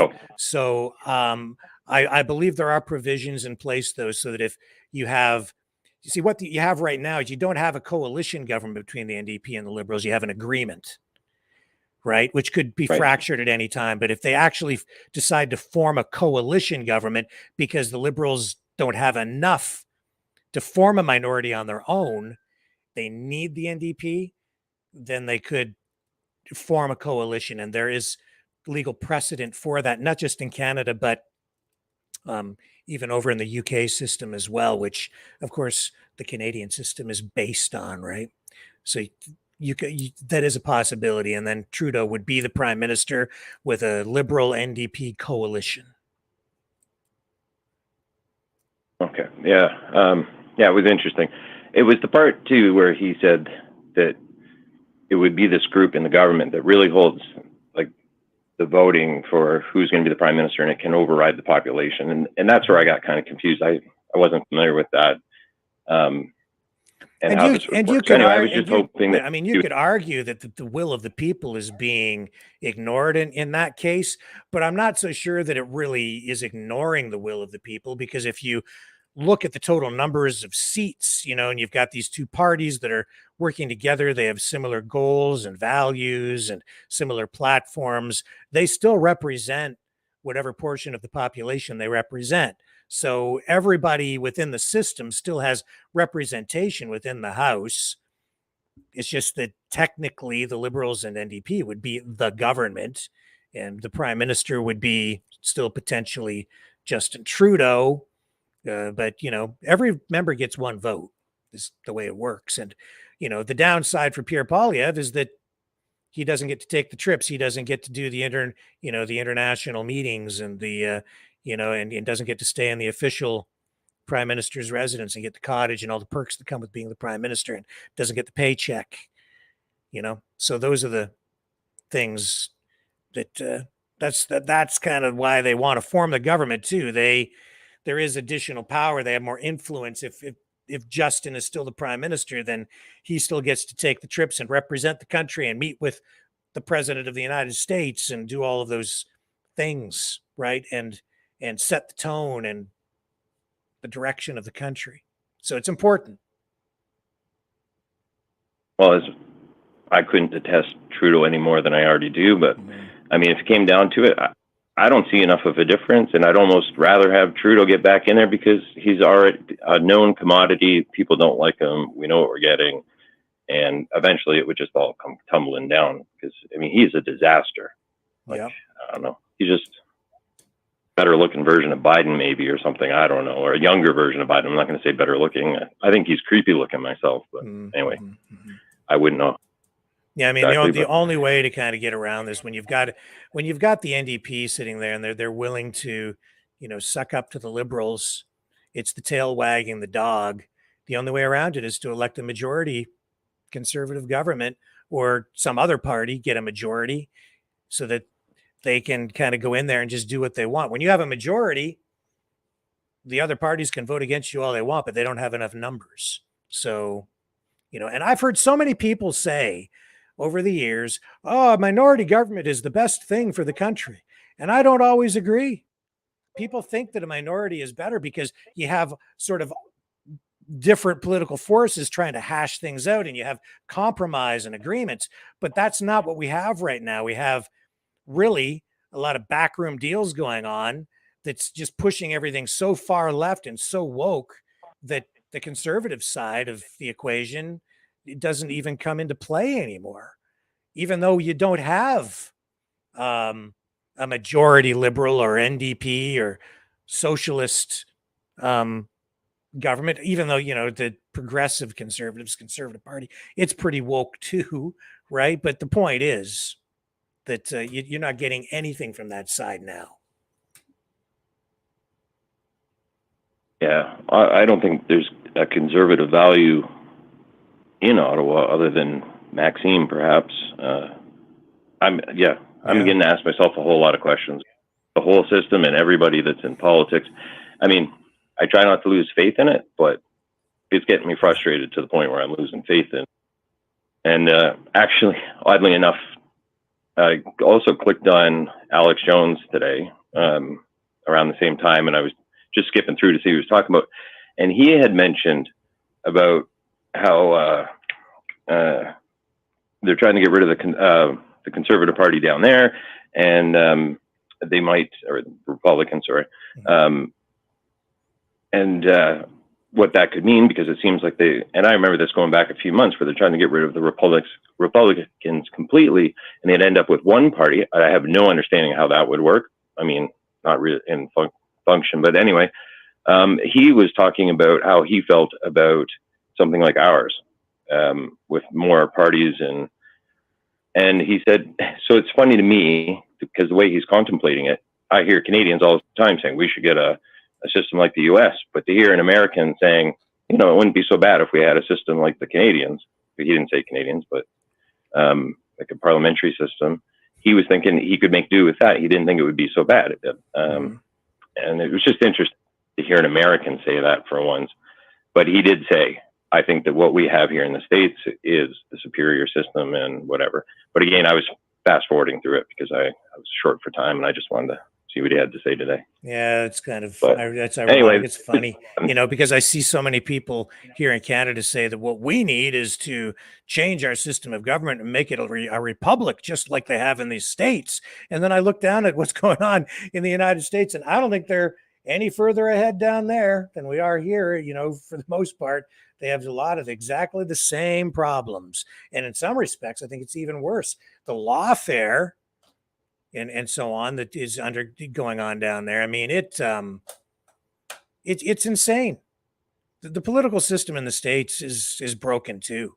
So I don't see how changing our system into that is going to solve anything. Yeah, especially at this point. How do they say it? Same, but different, or something? Grass is always greener on the they other have the side. same problems. Same shit. Yeah, a different degree of the same problems is how I see it for the most part. However, as much as I don't like their lawfare, it gets them out of a lot of jams, you know, because the litigious nature of them brings them, you know, some results where I don't see any results here. But maybe it's a money thing or a lobby group thing. I don't know what it is, but sometimes I see better results through their courts than I do here. And I'm just getting the feeling that we have way too many liberals, you know, as judges here. But then again, there's also great failures in their legal system. I've seen some catastrophes that were obvious catastrophes down there. So yeah, you know, I think anyway, that they have a better written constitution that does protect people's rights better than ours. That's for sure. But that's just language. That's not systemic so much. That's just stronger language in their constitution. And that's what I think personally we really could focus on to just cut straight to the chase, deal with our issue. It's like change that section 1 in the charter, and I think most of our problems go away. But yeah, I think you're right there. I see what you're saying about that. And yeah, if our constitution was better written, you're right. And like I said before, maybe add a couple of things, but at the same time, you know how I feel about that. So, yeah. Anyway, sir. All right. I didn't mean to take so long on your. No, great call. All right, Rick.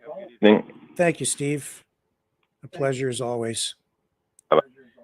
All right, let's get to our next caller. Okay, who do we have on the line here? Go ahead, you're on the air. Hey, Rick, it's Rich from south of your border there. How are you this evening? Well, I'm okay. How are you? I'm doing well. It's been a while since I called in. Yeah, you want to talk Been listening? You want to talk about kids suing parents? Man, you know, it is a sad, sad day to think that a judge would sit in a chair and listen to that kind of crap. And to think about our society accepting some line of thinking like that, it's just, you know, the look on your face at the end of you playing that video just said it all, man. It was just like, it's crazy. It really was. And, you know, I'm a little rough around the edges, I reckon, but, you know, I got a term that I say once in a while when I see stupidity. We're about the same age based on what I've heard you say in the past, but, you know, there's just not enough ass whoopings on these kids, seems like. You know, they're not the insanity of, you know, suing your parents and the entitlement and all that. But the one girl literally said that, if I heard correctly, that her parents bought her a house. Yeah. But it was only 1,200 square feet. I mean, they bought her a house. They bought her a place to live. And there's just no thankfulness. You know, that's something that I think is lacking. Lacking in this world today is just thankfulness, man. You know, I'm thankful for the day. You know, sometimes I forget to be thankful, but I try to be. You know what I mean? Yeah. Yeah. So there's a lot of mental illness out there, man. Yeah. Well, I hope that if you decide to call a lawyer and sue your parents, that your daddy gets the belt out on you. Yeah. Oh man, I just appreciate you. Like I said, I don't want to take up a whole lot of time here with you. Just, you know, I always try to give you a little bit of encouragement whenever I'm calling. And I caught the show the other night after you had gone through your attacks and all that with the cyber stuff, or when you spoke of it, at least. I'm sure it's going on all the time. But, you know, after hearing that tonight, I just like, man, I got to call him. So I'm standing in my garden, picking stuff out of my garden. It was a good show last night. Good for you. There you go. That's the way to do it.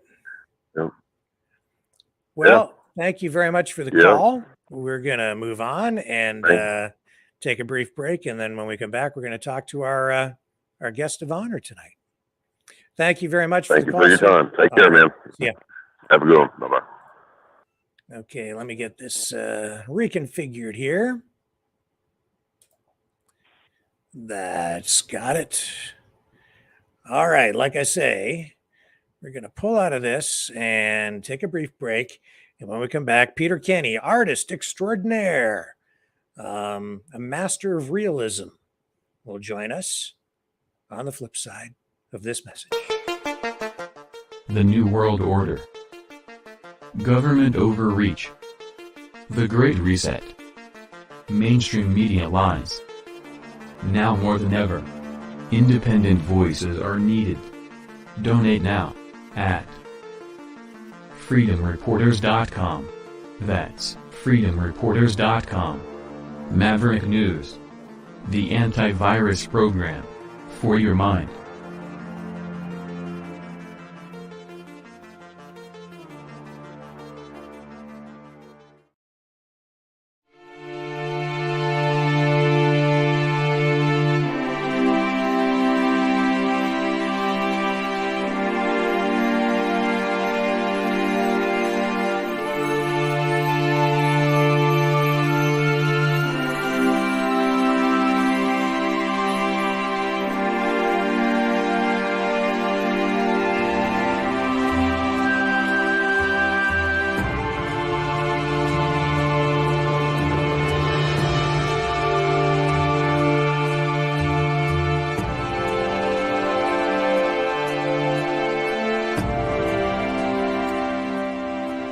Maverick News.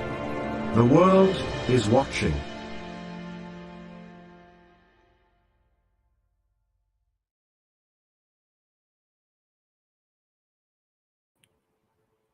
Okay, I'm back, and it's time to bring in our guest for tonight. Here he is. Hello, Mr. Kenney. How are you this evening? Great. Let me just get the right configuration on the screen. There we go. Now we can see a little bit better. Maybe I could get you to just move away from those windows. I've got a lot of light bleeding in from the back. That's much better. Thank you. Oh, I'm sitting in my studio right now. So. I see. Yeah, no, that's much, much better. And so you got my voice? Is everything's okay? Yes, everything's just A-okay. Just tilt down a little bit so we don't have quite so much headroom there. That's a little bit better. Now we can see most of you there, so that's much better. Thank you. I'm just checking here. I had some photos. There we go. I got to make sure that one. That's the one. I get these photos of your artwork that wanted to make sure we had lined up here. So there was one missing. Let me just make sure I've got it. And that's the photo of the John F. Kennedy painting that you did. Got to make sure I've got it. All right, well, it's there, so I can show people. There we are. It's just not going to fill the screen the other way the others do. That's okay. So let's just kind of rewind here and explain to people exactly who you are. You're an artist, and you've been painting for a very, very long time. And the first thing that piqued my interest when we first spoke was you told me that you had done this painting of John F. Kennedy many years ago. What was that about? It happened when I was 13 years old, walking home from school. I think it was about 4 o'clock in the afternoon, our time. I'm talking about, I come from New Brunswick, so I was in New Brunswick area. So when I got home, the TV was on. Of course, it was beautiful black and white TV, 1963. And for the next 2 weeks, everybody was around this TV day and night. That's all we had in the news was Kenney assassination. So then, excuse me, within the 2 weeks from the assassination, I sat down, I don't know where I got the ambition, to create a painting of John F. Kennedy. And it's sitting right behind me right now in front of the screen. It's 11 by 14 in oil, and I created it, and I've had it ever since. I've had it for 60 years, since 1963. And that was the beginning of my exposure to artwork, and my family never seen it, and they said, okay. So my parents enrolled me in art school when I was 15. The famous arts was online, okay? Like it's the, just a second here, I get you the actual, whoops. Yeah, it's a famous art school where it was by correspondence, okay? And I sent it down to the States. And I did that for, I think, a year or 2 years. And one of the instructors, it was 12 of them totally in this. I got 3 big volumes here. One of them was Norman Rockwell. So I would be assigned every month on a project to design something, sketching and all this stuff. And they would evaluate it and make some critiques on it and how I can change things. So that's how it started. And then from there, I'm giving you a history of where I started. And in 1972, I was hired at the Department of National Defense as a technical illustrator. And as an apprentice, I guess you would want to use as an apprenticeship. So that's where I learned how to do airbrushing, photo retouching, and in those days, there was no computers, there was no Photoshop, there was no Illustrator. Everything had to be done by hand.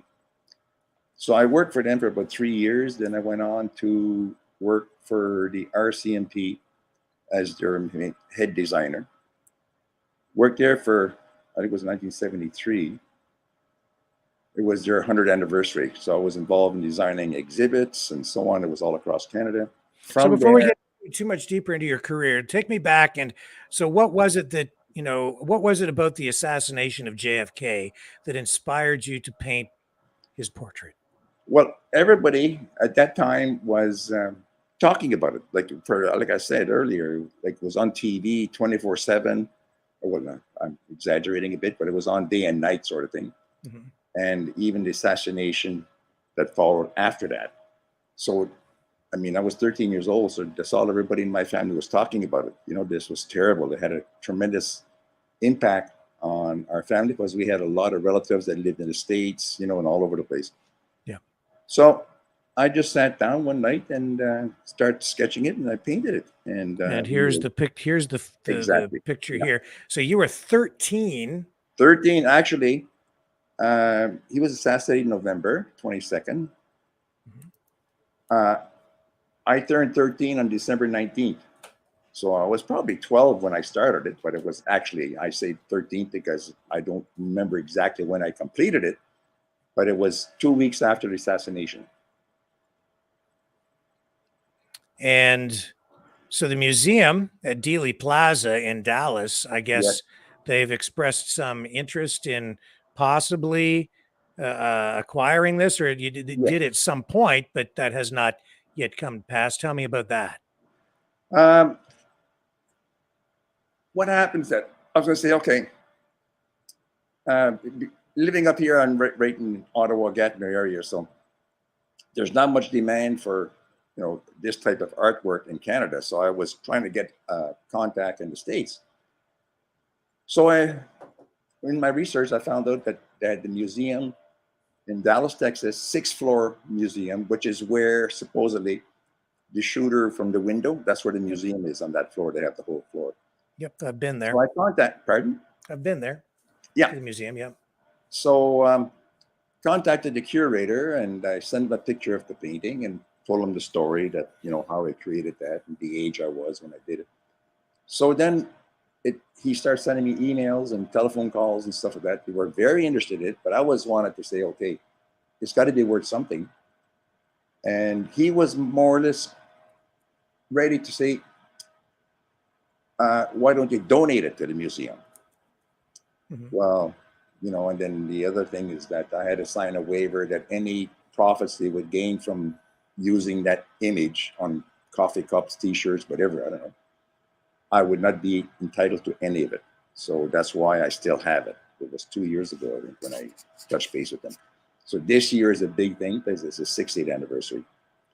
And so he was very, you know, that was quite, oh, the other thing that the museum wanted to do, they wanted to record me, have a live video.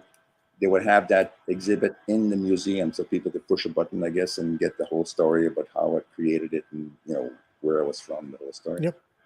So it was quite a process. And well, tell me about the process of painting the portrait. I mean, you were very young at the time. Yeah. Did you work from photographs, just from memory? How did it work? I'm just going to mention that. I was trying to think, where did I get that image? Because we're talking black and white TV here. So I didn't get the image off the TV. I think it was off Time Magazine, was the front cover. And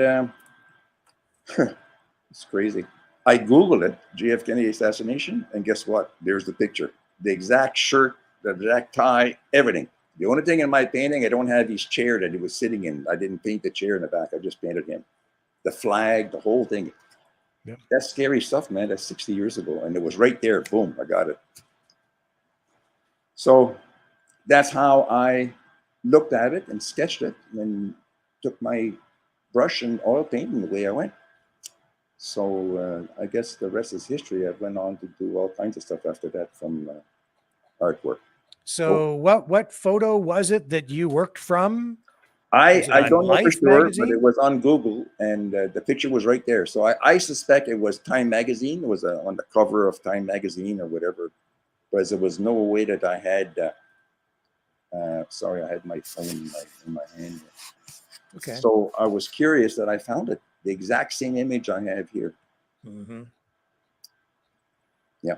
And so what did you think of JFK as a young man, a young teenager? What kind of impression or effect did he have on your life? Well, on that part, I mean, being an age of 13, it was a big thing in our family because first, I think it was the first president being Catholic of religion, the first president of the United States. The Kennedy family was very well known. And when I say that, it's because the relatives I had living in the States, we were communicating back and forth. So other than that, just the information I got from my parents and my aunt and uncle who lived in the States. And one of them was at home at the time. She was from Los Angeles, so she was visiting there at the time. So she was very, very keen knew a lot more about JF Kennedy. So that's what a lot of discussion that was going on around the family table during that week and a half or whatever time it lasted. I see. So, I mean, you say you were a technical illustrator. In other words, the style that you work in is realism, maybe even hyper-realism, right? Yes. I'll give you an example. I was working on producing publications for national defense. To give you an example, they would have photographs of aircraft be dashed, with all the dials and stuff like that. So what happened is that they would replace the dial. I would get that original artwork and I would airbrush and create the new dial that went in that location.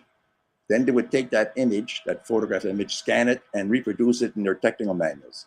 That's just one area. The other area I was working on, let's say aircraft And when you say scan it, back then they would do that photographically, right? Yes, well, printing. They would print manuals, the technical manuals from that. Yeah. I'm not saying digitize. It was the way they photographed it. With with lithography or offset printing, right? And then print it out on the technical information. The other thing would be like military ships. Anytime they put on new equipment on the ship, like radar, domes and stuff like that, we had to get the original photograph and airbrush the domes on the aircraft, whether it be a new gun or anything on board. Same thing that would reproduce in their technical manuals for. So from there, then I went on to years later to air traffic control. I worked for them for years and Beach.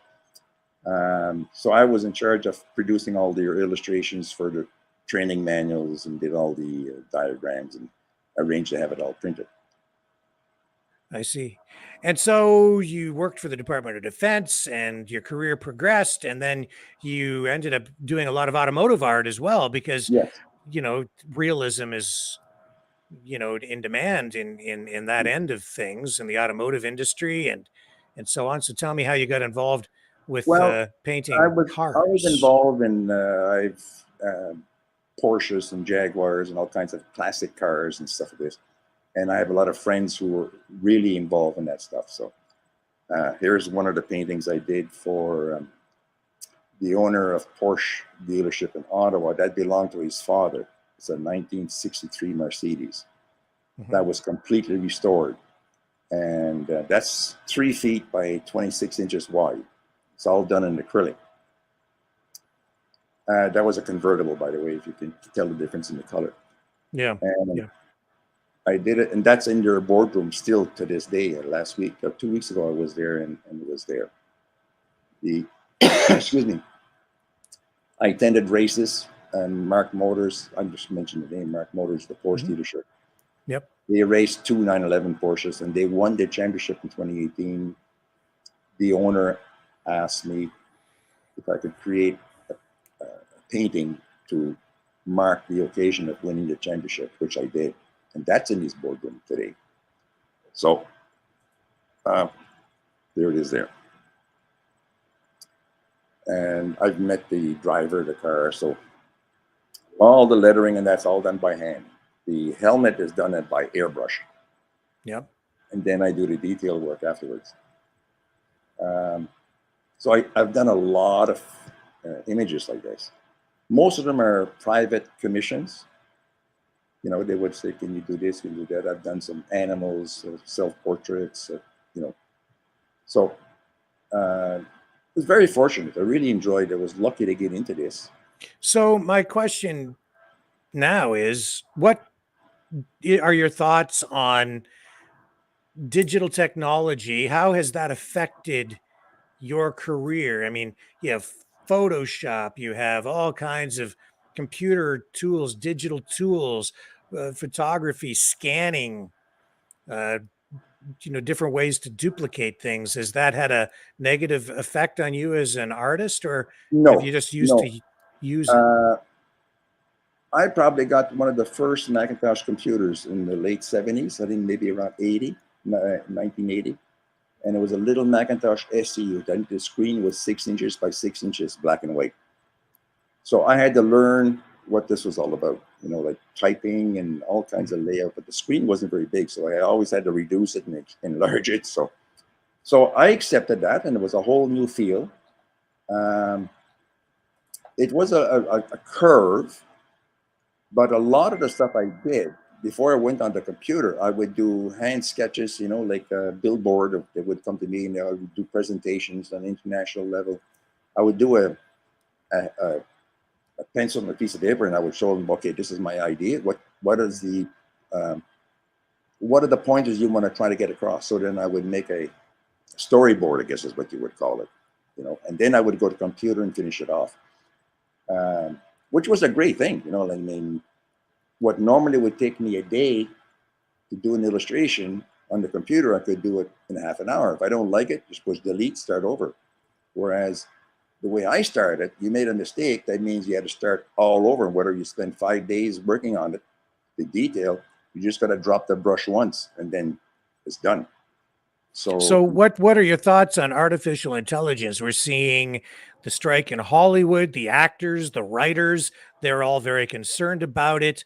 You know, the production companies, the studios, they want to be able to use the technology. They don't want to pay royalties or fees to the actors for using their images and likeness.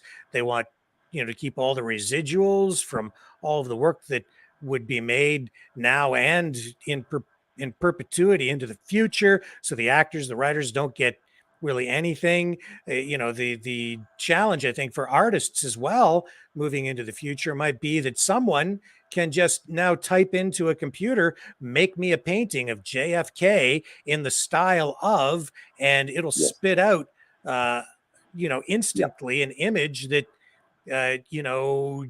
would take you days or maybe even weeks to create, and the average person might not be able to tell the difference between something computer generated and what you might do. Or what are your thoughts? Am I off base? I've been keeping up with the most information I can get with this. Okay, I can go back to give you an example. Back in the 80s, the graphic design software that I use in the computers was called CorelDRAW. All right, that was the first version. And can I get you to just move away from that window again? It's sorry. Causing there we go. Flare in your face. Yeah, thank you. I don't know if I'm going to focus here or what, but no, you're good. You're good. Good. Yep. What happens is that I seen the advantage of computers in those days. Okay, like I said, if you made a mistake, didn't like the color, the background, whatever, you could delete it, change the shade, whatever. It's unlimited. Now we're talking of a whole different world with the AI potential. All right. 90% of my career in the art field was creating an illusion. Somebody would come up with an idea, I would make a suggestion, and then again, what is the point you're trying to get across? And I would create artwork to accomplish that success. I hear about the AI system.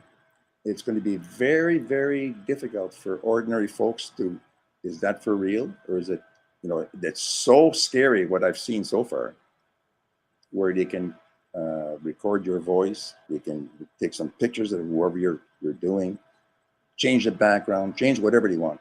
It's all done seamlessly. So other than that, I don't have that much information. It's fairly new right now, but I'm very interested in finding out what's possibility. Now, I'll give you another example. When I was using CorelDRAW, let's say if I scanned in some of my artwork, and I would just punch into the software and say, recreate this artwork in a watercolor atmosphere. Boom, I got it instantly. It would take that artwork I created and turn it into a watercolor or oil painting, whatever. And you can play with whatever you want to do. So that was kind of scary even back then. So imagine today, I'm very interested in finding out where this is going to go. Legally, it's going to be very difficult to take a video of a car accident with your camera and in the auto, those cam cars, to prove to court that this is what happened. But anybody in the future will be able to change the image, the timing, whatever. So that's as much as I know about it. I'm not involved up front, but I'm looking at it. That's going to be interesting, for the future generation. So as an artist, are you worried about No. this? No? There's still people out there. Everybody, not everybody, sorry, it's a poor choice of words. Art collectors. They know the difference between art, digital art, which is fine. I mean, you can create some beautiful posters and, T-shirts and images and stuff like that. That's great. But to replace the real artist that picks up an airbrush or picks up a hand brush and creates something from nothing, from a sheet of paper, that takes, not everybody can create that. That's just why I'm looking at it right now. And I think probably the only thing I can think about it is that skill may disappear in the future. How can I say this? I had 10 graphic designers under my supervision, all working on Macintosh and Photoshop and Illustrator. Great work, designing covers and annual reports and stuff like that. We have a electrical shortage. Boom, the power shuts down. Not one of them can create anything. They don't sketch anything on paper. Their ideas is gone. start over from scratch. So that's the sad part. The disadvantage in working in that environment. I'll give you another example. I would get a request to go into president of the company and wanted to create a new annual report for the business, wanted my ideas. They could not sit down there with a piece of paper and say, okay, this is what I think, this is what we should do, and get their approval. Then you go off and do your stuff. But there's certainly a tremendous advantage of the AI. How far that's going to go is too early to tell from my point of view, but I'm very interested in it. I'll certainly be looking at it. Yeah. So just to kind of go back to the JFK thing, now Robert F. Kennedy Jr. is running for president. I'm just curious on your thoughts there. I also witnessed his father, the assassination at that hotel. I think it happened in the kitchen or something. So he is, I'm quite impressed with what he has to speak about so far, about his thoughts and about our freedoms and, freedom of speech, whatever. Yeah, I wish him all the luck. The Kennedy name goes a long ways in the Democrats. Excuse me. So it's still early in the stage, but so far he's been, from what I've witnessed in his speech, it's going to be interesting. It's going to be very interesting. I wish him the best. Do you find inspiration from RFK Jr. in the way that you did, possibly from his father or from JFK? Yeah, it brings back memories. Now it's becoming, it bubbles to the top, like the painting of JF Kennedy has been in my secure lock room for years, now that's come out to the surface. And so this is why I feel it important that, somewheres I'm going to have to see if I can generate interest in it. And I keep very close information about Robert F. Kennedy and what's new. This is a whole new generation. Well, for the younger generation. Do you think he has a chance at securing the nomination, or are the odds stacked against him insurmountable? Well, when you're in politics, this is early in the game because it's a different system than we have in Canada, of course. If he gets in, if he's selected as the runner of the actual candidate, he has a good chance. Okay. I've heard, all kinds of stuff on the internet about, Donald Trump. If he wins the nomination, he may be vice president. I don't know. So that's far-fetched. Okay, that's that's Jacques Villeneuve when he won the World Championship, and that's Schumacher that he tried to bump him off the track. So that's 4 feet by 30 inches wide, all done in acrylic. That's big. That's a big yeah. Yeah. Excellent work. Thank you. So if people want to learn more about you, do you have a website, social media pages? Where can people find out more about your work, Peter?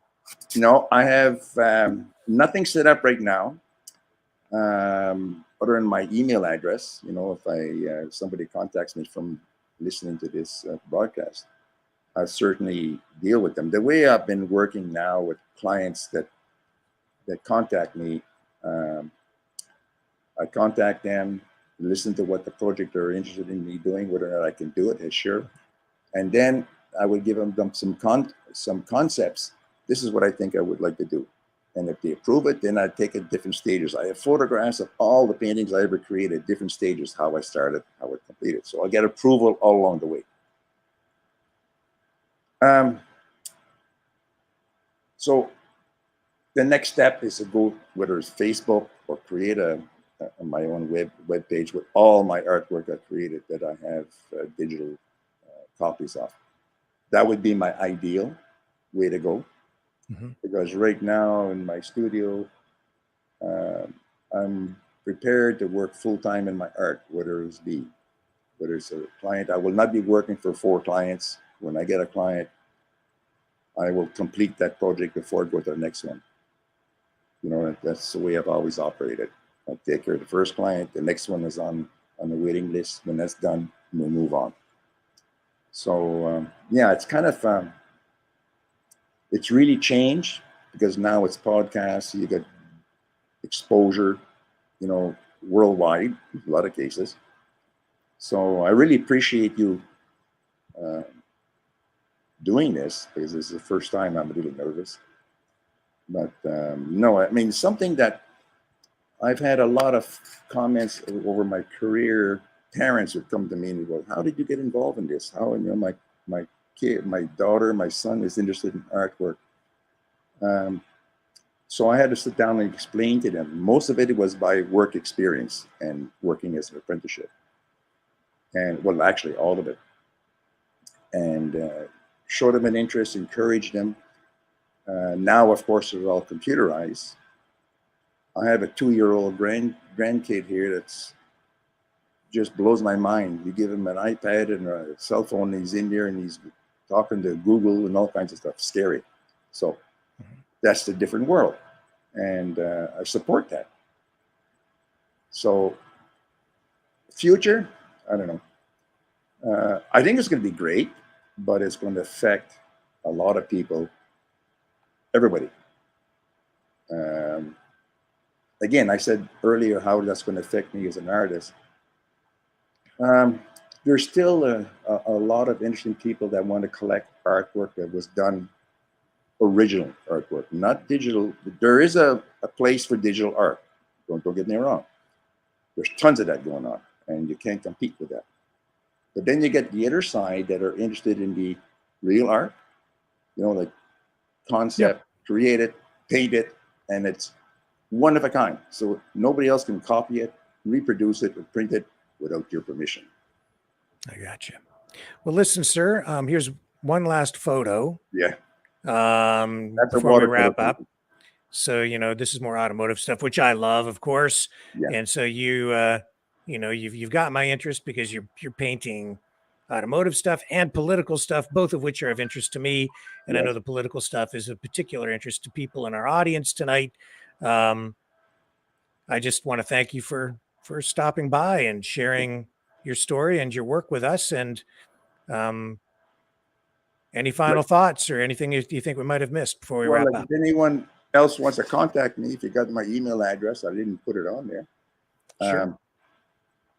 They could, and I could be more than happy to share whatever information, any questions they want to ask, or request me to create something, whether it's, you know, animals. Of course, yeah. Pardon? Yes, of course, yeah. If anyone wants to commission Peter to do some work, I'm sure he'd be appreciative. It's PEKEN 4179. Let me just see if I can. At gmail.com. At gmail.com. I'll put it up on the screen for you. Perfect. If I can. There we go. I need to copy that, and then I'll paste it in over here. And do it as this thing. Just one moment, folks, and I've almost got it. Here we go. And that is how you can contact Peter. Peter Kenney, PEKEN 4179 at gmail.com. Perfect. Peter Kenney, thank you so much for joining us on the program. Well, thank you. It's been a pleasure, and I really appreciate it. That was excellent. Yeah, I enjoyed it very much, and beautiful work. And you know, you're a man who's kind of from the past, but still not afraid of the future. And there's a lot more to come on the digital front. And I kind of agree with you. I think that there's still going to be a place for original artwork, even in the new world of artificial intelligence. Yes, there is. If I could just close, I guess as we're talking, I'm getting up ideas here. I'm not against it. I can see tremendous advantages. I mean, that's the way we're going. I got no choice. But I'm just concerned about losing the art worked, how I learned how to do it. Once you learn about perspective and lighting and shading and all this stuff put together, then you can move on to the AI group and use what you're taught and move it on. Now I'm looking back, if we're going to share this before we go, how I got involved in the artwork from the very beginning. At a very young age, I used to be a stutterer. Okay, like I had difficulty, speech problems. Like, as you know, anybody that has a handicap, whether it's a blind person, your hearing, it becomes multiplied, 50 times over. We take advantage of that. In my case, because of my speech problems, I've obviously overcome that. I think it was 21 or 22. Since I couldn't speak, I became very visual. So I would see things that normal people take advantage of, don't notice it. So that, I think I give that credit to that. Right. So what you want to do is you want to try and pass on the skills that you've learned. Yes. Is what you're saying. Yeah. I have nothing Peter, against we're out of time, so we have to go. It's perfect. I really appreciate your time here tonight. Thank you, sir. Thank you very much. Okay, it's been a great interview. We'll be in touch. Okay, bye. We will. All right, take care. Peter Kenney, everybody, artist. And if you want to find out more or reach out to him, you can do that at peken4179@gmail.com. I'll be right back. Don't go away.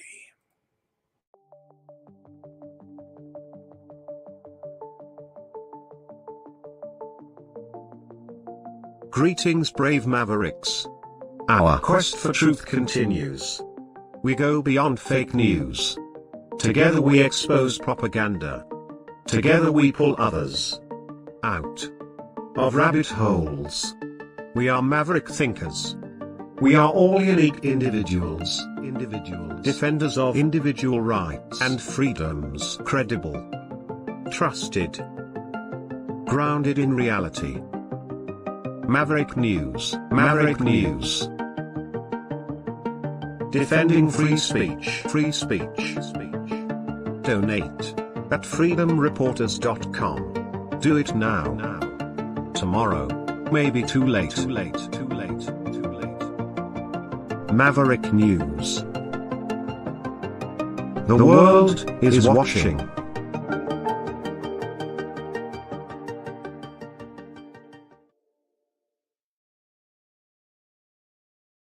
I'm back, and if you would like to join the conversation, I just put the link to enter the video studio in the chat. Oops, hang on just a second there. There it is, actually. So you can go to that URL. What I'm also going to do is go over to the website, update the main page. If you scroll down, there's a button you can click on that will instantly end up taking you to this studio so you can join the program and join the conversation live. So while I do that, I'll run another little transition, another little video here for you. It'll only take me a moment to do it. In the meantime, you can enter the studio by clicking on that link that I put in the chat, and we can continue the conversation here on the Maverick News Channel.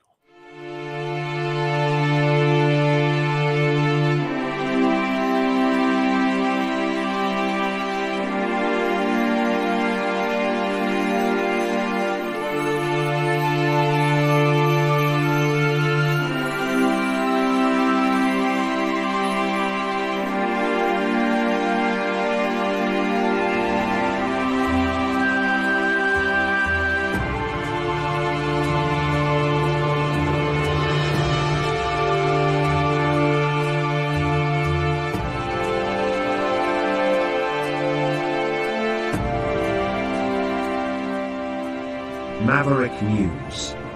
The world is watching.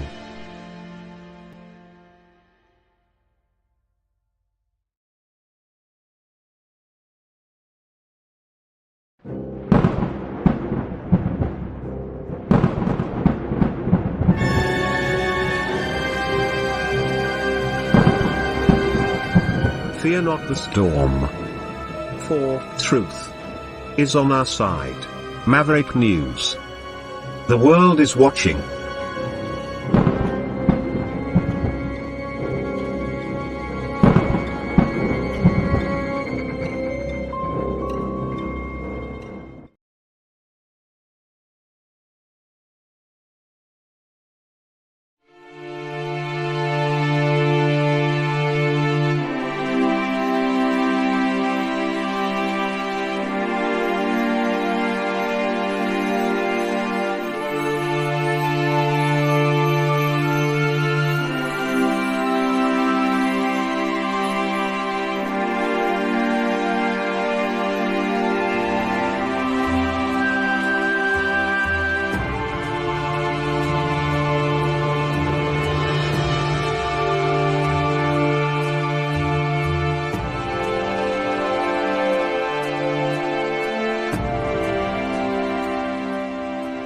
Maverick News.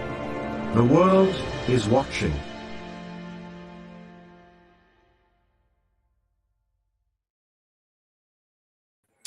Okay, so I'm adding the link to the website as well.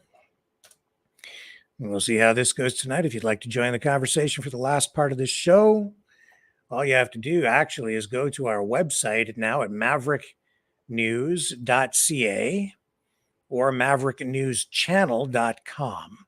Scroll down and I can actually show you on the screen what to do. And this is going to be the case moving forward on our broadcasts each night. If we use this system, so you just go to the website, scroll down, mavericknews.ca or mavericknewschannel.com, scroll down, and you see there's the current thumbnail. And if you just click on that, Russia Strikes Back, or click to join show, it takes you right into the studio.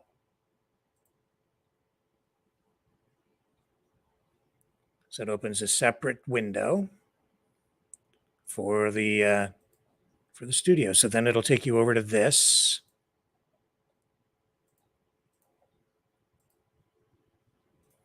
You get that. And then you would just scroll down. You can put your name in there if you want to, and then just click enter studio and I will let you in and you are on the show live with your webcam or your phone. Just click on the link. That's all you have to do. It'll activate the video camera for you. So that's one option for you tonight that you can use to join the conversation. And I will again put this in the comments section, and people, I guess, are going to have to get used to sort of doing it this way. So there's the link. And I'll put that on the screen again if you want to go that route. But it's really easy just to type in the URL mavericknews.ca or mavericknewschannel.com. And that scroll down and click. You don't have to type anything in. And you're good to go. And I will also add this in on the chat over on Rumble. There it is. Join the conversation. Clicking the link. And we'll see how that goes tonight. We've done it a few times. It seems to work for some folks. I'm not sure if people like it or not. You guys can tell me. I kind of like seeing people come on and use their webcams to join the conversation. And while we do that, I will fire up the phone lines as well so that if you want to join by phone, you can do that. Hang on a second, and I will be right back. Here's the phone number to call.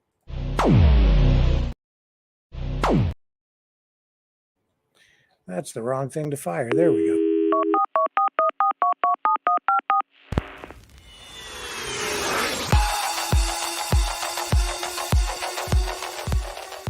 Join the conversation. Call 1-833-975-3733. That's 1-833-975. Free. Speak up. Speak out. Make your voice heard. Maverick News. Fighting for freedom by defending your right to free speech. Be a Maverick. Join us.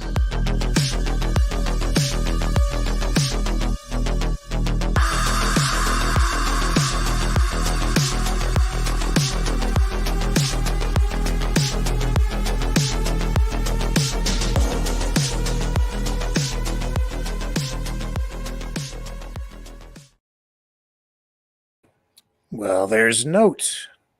Oh, there we are. Are you there, Note? Hello. Hello. How are you?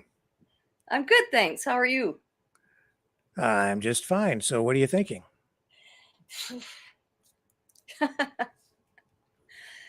Well, gosh, the kid thing. What the ever loving. I tuned in right around that time and I thought, what this is a joke, right? Yeah. Hang on a second. I'm going to bring John in because he's called back here tonight. So Okay. let me get that connected. You keep talking here while I get this going on. I'm listening. Oh, okay. So yeah, I was we had a fire here where I'm at, and there was a whole bunch of planes and whatnot, but it got under control. I'm getting messages from people outside of Canada thinking that the entire country is on fire and we're all in the streets. I've never watched mainstream media, so I don't know what they're telling people out there, but it must be utterly ridiculous for people to be messaging me and asking if I'm okay. And I'm like, well, the sky's really clear. There's a few fluffy clouds. It's kind of hot out, but that's it. So they think we're all choking on smoke right now in Canada, everywhere. I don't know what they're telling. If anyone's listening to the mainstream media, they certainly could tell me what they're telling them. But you know, we're not at this point in time. Do we know if we're getting correct and vital information in Canada now, let alone what's going out? Right? Yeah, it's that's the way mainstream media works, though. You know, it's sensationalism. Mm-hmm. It always is, always has been. Yeah. But you see how it can just create the way the media works, it can create a mania for people, right? Yeah. Yeah. That's a prime example, because I was really taken aback. Like, why is everyone asking me if I'm okay? Like, what the, and they're like, the fire, Canada's on fire, it's burning. I'm like, it is? Well, I know this, it drove me crazy when I worked in mainstream media. But you know, it's not just mainstream media, it's independents too. They do a lot of stuff just to get clicks. That's what people do, you know? So, you keep that in mind whenever I worked in media for so long. I know how the game is played. So I'm always just, I take it all with a grain of salt. Let's you won't be able to hear him or talk to him directly, but I want to bring John in because he's been waiting in the wings and people miss John. He hasn't called in too much, but hello, John. How are you tonight? You're back. Hey, hi, Rick. Yeah, I got cut off there. I wasn't hearing that, so I said, "Oh, the camera's kicking me off." Oh well. Yeah. How's it going? It's going well. How are you? Welcome back 2 nights in a row. That's great. Trying to figure something out. Maybe you can help me out. I don't know. Yeah. The writer's strike. You know the writer's strike? Yes. There's like 200, 300 signs walking around. Who writes the signs if they're on strike? I think maybe they're breaking their own labor, their own union rules by doing that. I think so, eh? Yeah, they're scabs on themselves. AI, maybe? I don't know. Oh. I was trying to figure it out. I go, who the hell writes the signs if they're on strike? I watch these people walking around with these signs. I go, oh, he's trying to read the sayings on them and everything, you know? Do you think the public has any sympathy for these people on strike, or do you think people care if these Hollywood? They're all well paid. Everybody's greed today.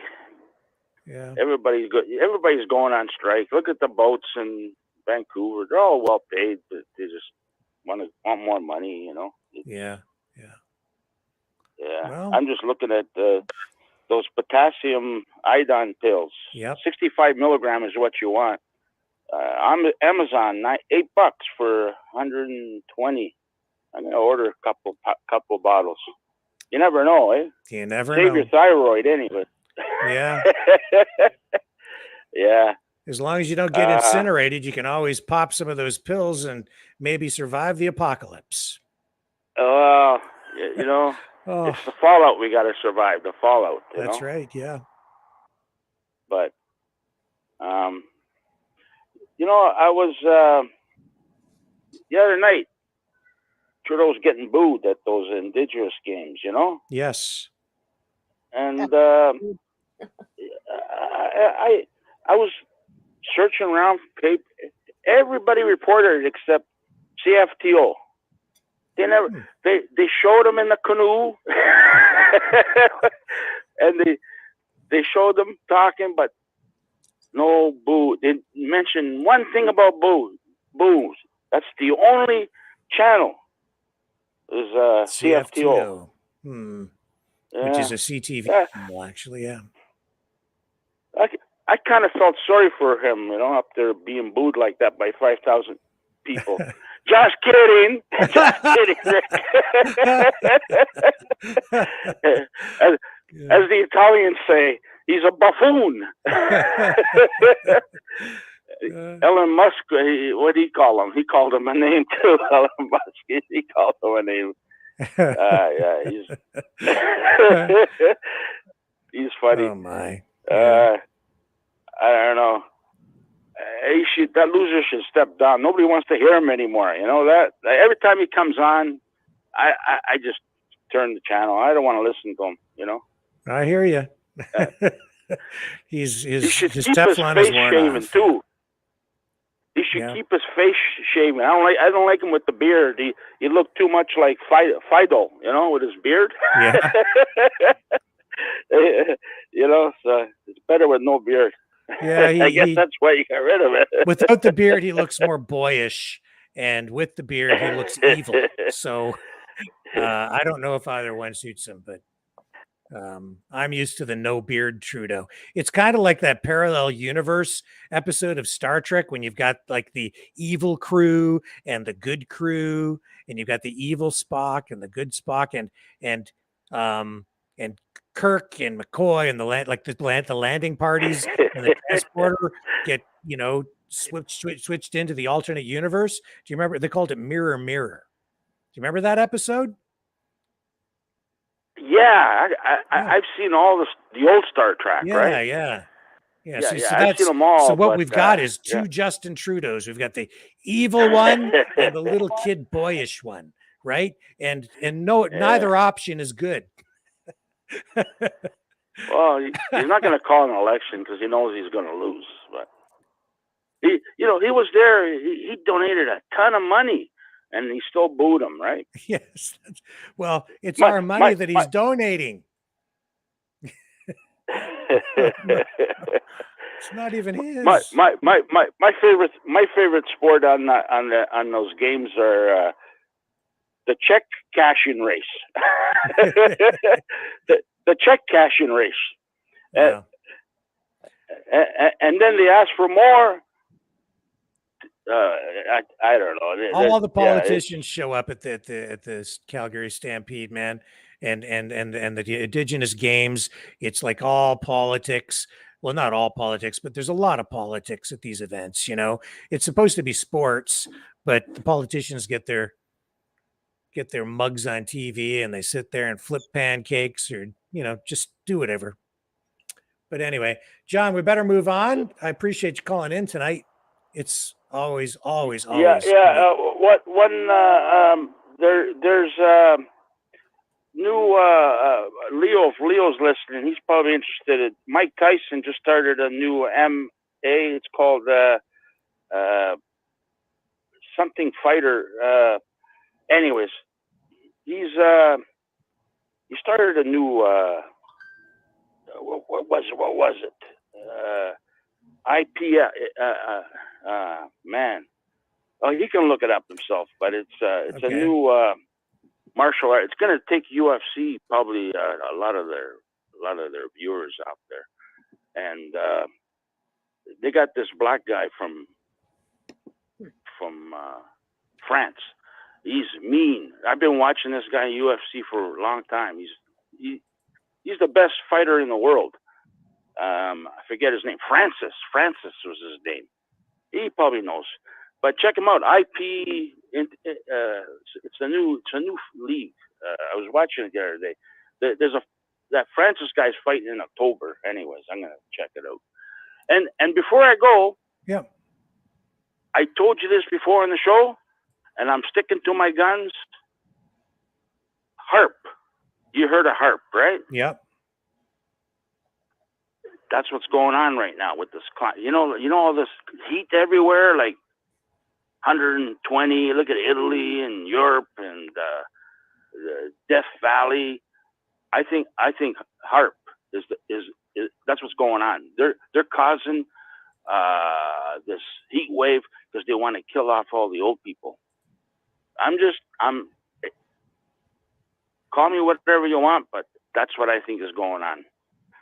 So, anyways, I'll turn you back to your show and look into it. I'm telling you. Okay, thank you, John. Yeah. I hope you're all wrong. Right, have a good night. I hope you're wrong. But I guess it's no, I'm not wrong. I don't trust the WF. I don't trust those people there. They want to see us all dead. You know that. I hear what you're saying. They don't want us. Yeah. Too many people on this planet, and that's what they're doing. I think they're causing this heat wave. This is all man-made. This heat wave is all man-made. It's not climate change. Okay. That's all John. my 2 cents. All right. Thank you. Yeah. Take care. Bye-bye. Okay, hang on here. I'm just going to get out of that. There we go. Okay, and we have Notes still here, and we've got Isabel joining us too. Hello, Isabel. How are you tonight? Good evening, Rick. Hi, Note. Hey, Isabel. I keep looking up, and that probably seems weird to you guys, but my TV screen is up there. So I probably look like a weirdo, but yeah, and I keep looking at the green dot going, no, it's not there. I got to look over here. So what was it that piqued your interest and got you to call in or click on the link tonight, Isabel? You brought back memories because I know, like we discussed before, my husband passed in 2012, and I have a son who's the middle child. So he's got a middle child syndrome. He's now 46, I believe.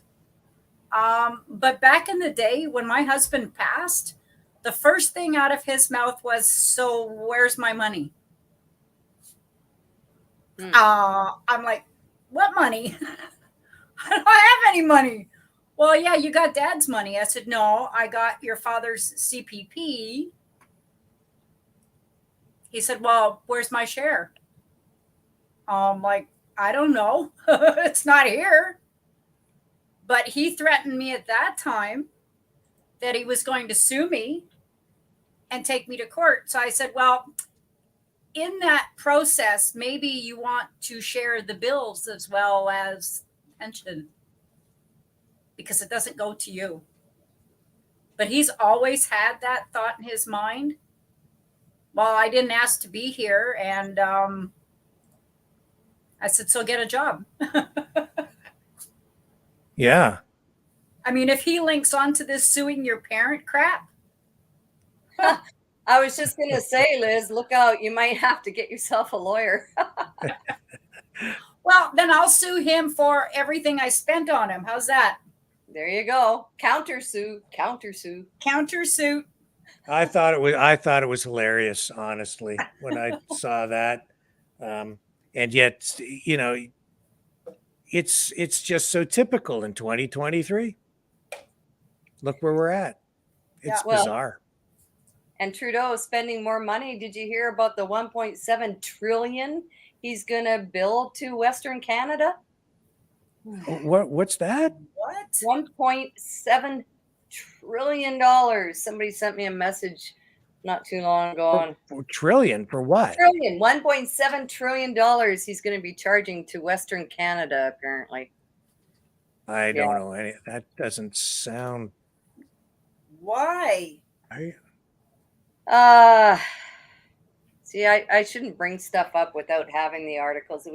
Are you talking? There's a story about 1.7 billion to clean up orphan wells in Western Canada, in Alberta, Saskatchewan, and British Columbia. It's an ongoing investigation from Counter Signal. So they didn't even share the whole thing, but they said $1.7 trillion that Trudeau's posturing to bill Western Canada for. I have no idea what that's about. Yeah, counter signal. So I'm just gonna stay tuned to that and see what they have to say. There's just so much weirdness going on. I mean, Canada is just such it is a train wreck, pardon the pun. Every day it's something new, right? Absolutely. It's like you get up in the morning, you hope for a simple day, that your garbage has been taken out, all the basics, and then what? Somebody's suing their parents because the poor kid is living in a 1,200 square foot house that her parents bought.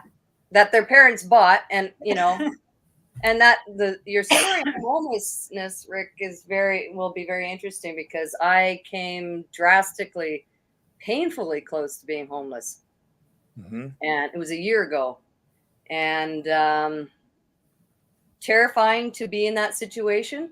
I know now all the ins and outs, mostly outs, of the government systems that are apparently there to help people that find themselves in a emergency situation. Trust me, they're not there. There is no help. If I didn't get the help from a woman who actually found out that I was alone and in a terrible situation, from a church, she came and checked on me up on the hill where I was once a week to make sure I was okay, and she would bring me food sometimes and whatever. Well, I was frantically trying to find a home. I even had to buy, a special carrier for my cat, because I was never going to let go of my cat. And so I was preparing to have a special carrier, and so I could carry him with me and be on the street with him. That's how dangerously close it was. I was terrified. The stress of all that affected my health even more. The systems, there's nothing. There is nothing there. I just looked up what you were talking about Western I knew Canada. You weren't listening to me, sir. I was listening too, but so what it is Cian Bexty from the Counter Signal is saying that Trudeau's net zero plan will end up costing Alberta $1.7 trillion over what period of time, I don't know, but obviously if they aren't able to produce and export oil, which is where we're going, then obviously it's going to cost Alberta ultimately trillions of dollars. There's no question about that. If they shut down the entire oil industry, then that's where it goes. And in order to reach net zero, we pretty much have to do that. So I get it. And so Cian Bexty, journalist at the Counter Signal, came across Stephen Guilbeault, who is the Environment and Climate Change Minister, and he asked him some pointed questions about, would he arrest the premiers of Saskatchewan and Alberta if they didn't comply and follow the orders of the federal government as it relates to the net zero plan, which is what all the Western governments are trying to implement, is a net zero policy, right? Net zero plan, we need to reframe that as net zero scam. We all know this, right? Yeah. So, that's what it is. It's not that he's so much going to bill the provinces 1.7 trillion, but he's suggesting that it would end up costing just that one province alone $1.7 trillion, because of course the oil industry would be shut down. Yeah. And we're all going to rely on electricity. And then when supposedly we get in this heat wave and we're told that we need to cut back on our AC, all these people that have their electric cars. Yeah. Oh, I go nowhere. I saw a huge Tesla station here. It's new, and there's at least a dozen chargers. I took pictures and everything. It's like shiny, sparkling new. And the weird thing about it is, it struck me, not that I know enough of, I only know electric cars is another scam, and the whole thing with it helping the environment scam. Anyway, but there was a sign there saying 1 hour parking. Doesn't it take longer to charge your Tesla battery longer than an hour? No, it takes probably anywhere from 20 to 35 minutes to charge to 80% of the battery capacity. Okay. It takes a little longer for the last 20%, and I'm not sure why, what the science is behind that, but I know from test driving electric vehicles that the first 80%, you get to 80% in about probably about a half an hour. You see, you go get yourself a muffin or, you know, a beverage, and you by the time you come back, you've got enough to keep on going. Well, But but that's only on a level 3 charger, which is Yeah. like fast, right? And you pay for that. Well, the location of it is also very strange. Not the fact that it's at a mall, because they want you to go in and buy a muffin and whatever while you wait for your car to charge. Right. But the location, it's not downtown. So if a car is losing power and you're trying to conserve as much power as you can to get to a station to charge it, these poor buggers have to, it's like downtown here is very, very flat. Easy peasy. You come off the highway, and if there's a station, they could glide in and they'd be okay. Guess where they're making them go? Uphill. Up hills, like insane amount of hills to the upper levels. Is that right? So they're making them up to a parking garage? Yeah. Now, like I said, I don't drive, but color me silly, but that just seems utterly ridiculous. So if you run out of electricity, you can see where the charger is, but you can't get there. No, you can't even makes see where sense. it is. They've tucked it behind a big, it's an abandoned building now. It's going to be more abandoned soon. I was so surprised to see this. It was just like, but you know, it is what I mean. Nothing makes sense. Like their common sense, like the people that are pushing all this stuff, their common sensibility is just bizarre to me. Anyways, It's like living in a mixed up play. Nobody knows what the rules are, and the rules change every day. Every day. I'm like, Have either of you been in an electric vehicle or driven one at all? I don't want to sit on top of the battery. I would never want to be near one of those batteries, to be honest. I have copper hair, so I'm conductive. And I never learned how to drive, unfortunately. And if I could drive and I could get a car, it would be something that has gas and real simple, no fancy gadgets and gadgets and whatever. I just want to get to and fro. Nice and simple. Well, we could all go by motorcycle, because motorcycles aren't electric yet. Only the bikes are. Actually, they do have electric motorcycles now. They do. And not to forget, though, like winter here, like where they've located these Tesla chargers, they get 2 months more of winter than we do here downtown. Well, they said they don't charge in the winter. So these aren't Canadian cars. Like, I don't even know what to say, really. I mean, it makes they do charge. I just don't. I think your range is a lot less when the batteries are cold. You know, and then you're using more energy because you need to heat the vehicle using the electricity. So there's that issue too. Yeah. But I haven't driven any of them in the winter. I've only ever had electric vehicles in the summer. So I don't know. I don't think I'd ever want to be faced with pushing one of those things in an emergency situation with that battery. Yeah. Isn't that kind of heavy? They're very, very heavy. Yeah. The batteries weigh an awful lot. I got to tell you, I've got an old Volkswagen that I drive around. It's, my personal car, and it was not running right this week, but I went out and I fixed it all myself. The thing is worth, almost nothing. And I love that, because it's just, to me, that's a way to be free. It's a cheap car. I'm not in debt for it. It gives me my mobility, and it's easy to fix, and it's gasoline. And if you do the research, the kind of vehicle that produces the smallest carbon footprint, if you're concerned about that kind of thing, is exactly that. You get an old used car and you use it up until the very end, and that uses less energy, makes less pollution overall than buying a new electric vehicle, because you're using the thing until the end of its life cycle. Right.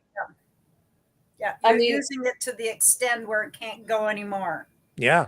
But we don't live in a society, and the society I look at is everything is disposable. Mm-hmm. And when I say that to my kids, and I'm like, geez, washers and dryers used to last 20 years. You only bought a new one when you couldn't repair the one you had. Yeah. Right. And it didn't come with a motherboard where it said out of code. Oh, good God. Fixed it, right? But you say to that them today, and they're like, oh, no, we'll just get a new one. Fix the one you got. Yeah. No. All right. You just get a rock and go to the river, for the love of God. I mean, we've gotten so out of control with convenience. Like, this whole thing with convenience has gotten ridiculous, right? It's crazy. And they don't have a self-reliance. Like this thing of suing your parents. Where's their ingenuity when, I mean, we were all roughly in the same age group, and you were always told, well, figure it out. Yeah. It wasn't a handout. Figure it out. But you know what? What about the pressure on the electric grid? Our power completely went out in my building day before yesterday. Like, our power was gone completely. There's the electric grid, right? We're not set up to handle what all of this would imply if everybody did actually believe and trust our governments and go, oh, okay, I'm going to go buy an electric car. We'd be in big trouble. Well, see, SW says you can get cricket burgers at the charging stations. Well, hold me back. Yeah, okay, no thanks. Oh, I'm on the sixth floor. I'm on the 6th floor, and my cat is catching crickets on my deck. Like, I'm in a concrete jungle. These crickets, like, they can fly to the 6th floor. What the hell? Like, you're sure they're crickets? Then they're not locusts? Well, they could be locusts because the way everything's going, like, it could be. Who knows? Like, I was on the 8th floor, and I had stuff like that. I don't want an apartment building anymore. Yeah, but the thing is that this whole CO2 business too, like, being somebody that loved gardening and stuff, we need the CO2 to grow our stuff. And greenhouses everywhere, they're buying machines to generate more CO2 so that they get more lush crops and everything. Like, this whole thing, it just makes my mind go, Well, isn't that what they said? I mean, if we breathe out CO2, carbon, the tree breathes it in, and the plants breathe it in, and they give us oxygen. So they want to do away with that. So they want to kill the trees, and they want to kill us. It's pretty obvious. Yeah. I mean, it's pretty, like, you don't even have to be a scientist to understand the basics of this, right? It's just like, I mean, you take the plant away from the sun, the plant's going to die. Well, yeah. You can feed it water as much as you want, but without the sun. And the myth about us getting cancer from the sun and everything. Have you been reading it? I've been reading articles about what's in those sunscreens they've been getting us to slather ourselves with. Yeah, that and the sanitizer. So I'm going to be heading out to go see a friend of mine. She's from Vancouver, and she used to do backup vocals for me, actually. But she's doing a show here at our Music in the Park, and she does a tribute band for Fleetwood Mac tribute band and a Dixie Chick tribute band. And so she's going to be playing for a couple of hours, and I'm going to be heading out there. And it's amazing. Like, our weather here, like, people keep thinking like, oh, you can do that kind of stuff out there.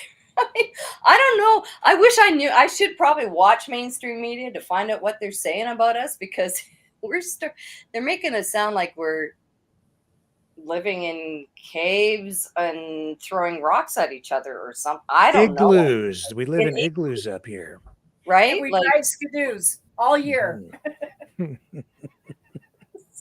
My husband used to drive for the London Transit, and he would get people that would come up from the States, and they're going, wow, this isn't what we expected. And they're kind of like this dazed look. And he'd say, well, what did you expect? Yeah. Well, you're in Canada, so you're north. We expected igloos and we're chewing on fat. Like, he's like, no, we actually have houses and cars and roads here. And we have no snow in the summertime. Yeah.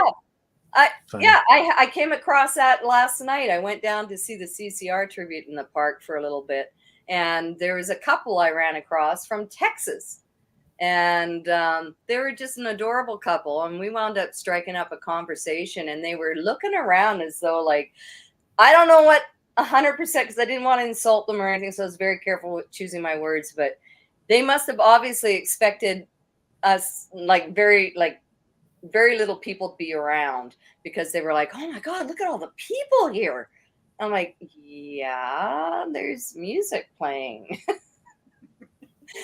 And they're like, but we were told that they were probably not expect very much. John Johnson says electric cars are so fast they get disqualified for going too fast to drag tracks. Yeah, they are fast. They're fast off the mark. Yeah. They accelerate almost instantly.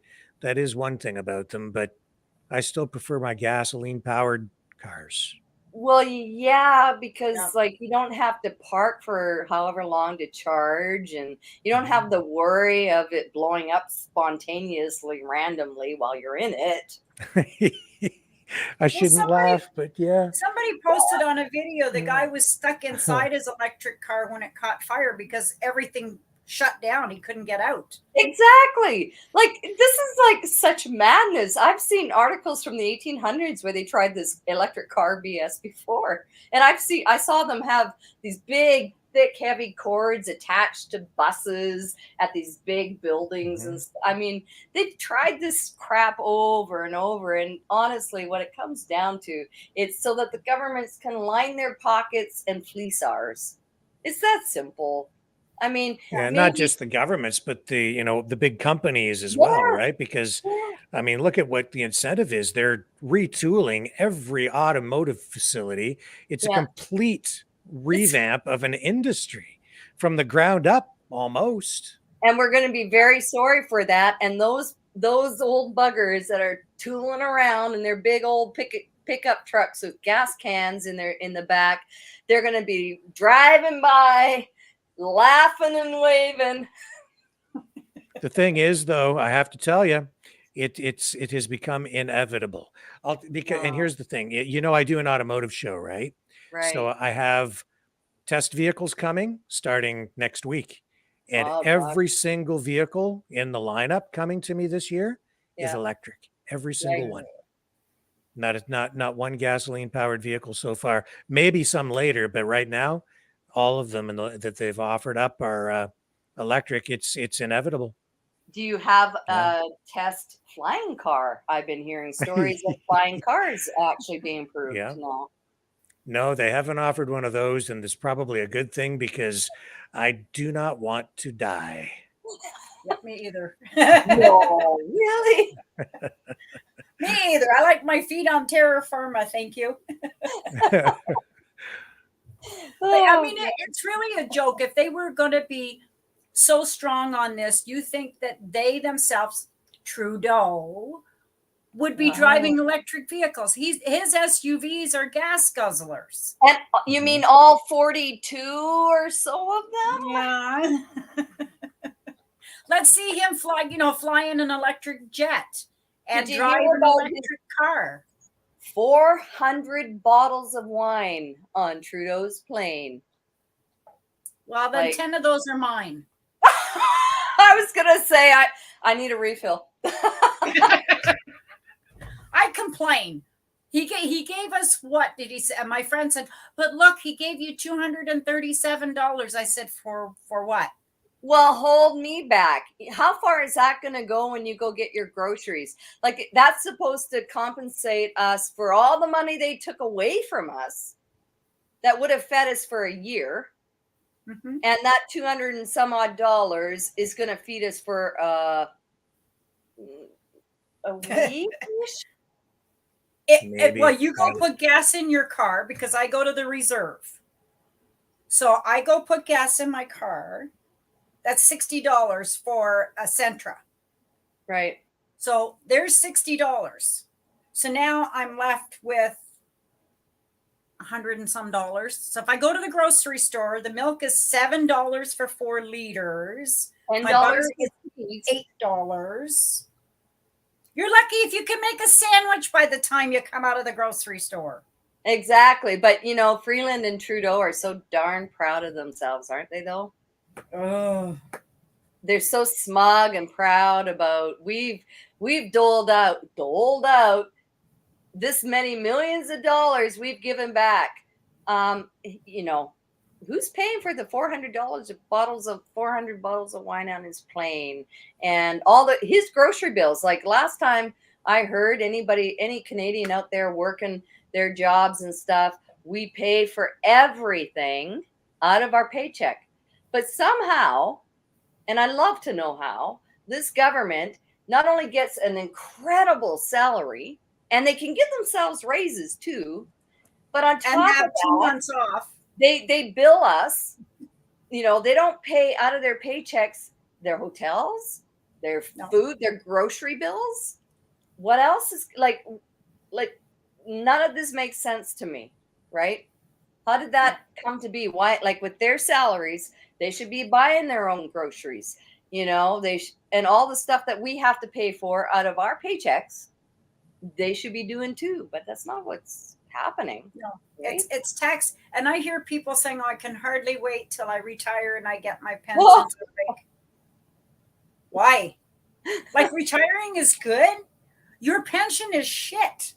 Yeah. Retiring is good if you can afford to buy a house in Costa Rica somewhere, not Canada. Yeah. Listen, guys, it's after 9, so it's about time for us to wrap up. I'll just get some final thoughts from both of you. Go ahead. No. Oh, sure. Well, I just want to, tell everyone to hang in there. Hi to all the Mavericks. Welcome back, John. It's good to have you back. And I'm going to go out and enjoy some live music for an hour or two. I'm going to talk to my friend. We haven't seen each other in 15 years. Last time we got together was in Vancouver. And so after her show, we're going to go for a few drinks and catch up on the music biz. So I'm looking forward to that. And I'm going to wish everyone an awesome evening. And thanks again, Rick, for a nice night. No. Yeah. Over to you, Isabel. Well, I'm just going to keep my head above water and stay far away from my son. and get a lawyer in the queue. Well, I try to work out of my home by doing crafts. And if he caught wind of that, he's going to want his share of that too. He'll want the percentage, right? Yeah, okay. And I want to thank you, Rick. This is something new for me. It's only my second time I'm on here, but I appreciate everything you do. At least you keep us out of the rabbit hole. Well, And yeah, it's hard to tell the difference these days because truth is stranger than the fiction. I can't say he keeps me out of the rabbit hole, but yeah, I try. I'm a sucker for punishment. Yeah, well, it's a difficult time. But listen, guys, thank you very much for coming on. I appreciate what you guys do too, and having you contribute just by joining the show this way in the video chat. This is fantastic. So it gives fun. everybody a voice and other perspectives on things. It's fun. So yeah, and John took us down a rabbit hole today. So thank you, John, for doing that. I agree with John, Harp. by the way. Shout out to John. I'm behind you on the whole heart thing. I've been doing my research on that. That was a rabbit hole I went through, and I got all kinds of evidence about that. So the HARP thing is real, John. I'm with you. High five. Sorry, Rick.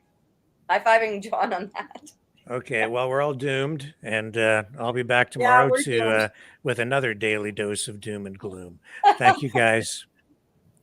Thank you, Rick.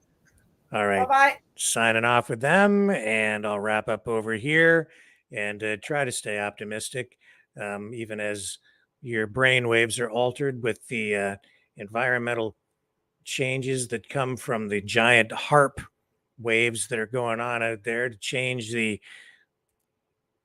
weather patterns, the jet stream, and kill us all until we're dead and not alive anymore. We will be back tomorrow evening. And of that, I am sure. Regardless of what is going on, I am certain that tomorrow the sun will rise and we will be doing another program. Probably going to have a special guest on tomorrow night. It's probably a show you're not going to want to miss, but I have to confirm, still have not confirmed the interview. So I'm not going to say the name because I don't want to get caught making a promise that I can't keep. But it should be a great show. And RFK Jr. is scheduled to testify tomorrow at a subcommittee into censorship. And his own party, I guess, tried to get him blocked from testifying tomorrow morning. So we'll try to have some information on that through the day and again tomorrow night as well. All that and a whole lot more coming up tomorrow here on the Maverick News Channel. Thank you, everybody. Catch you all on the flip side.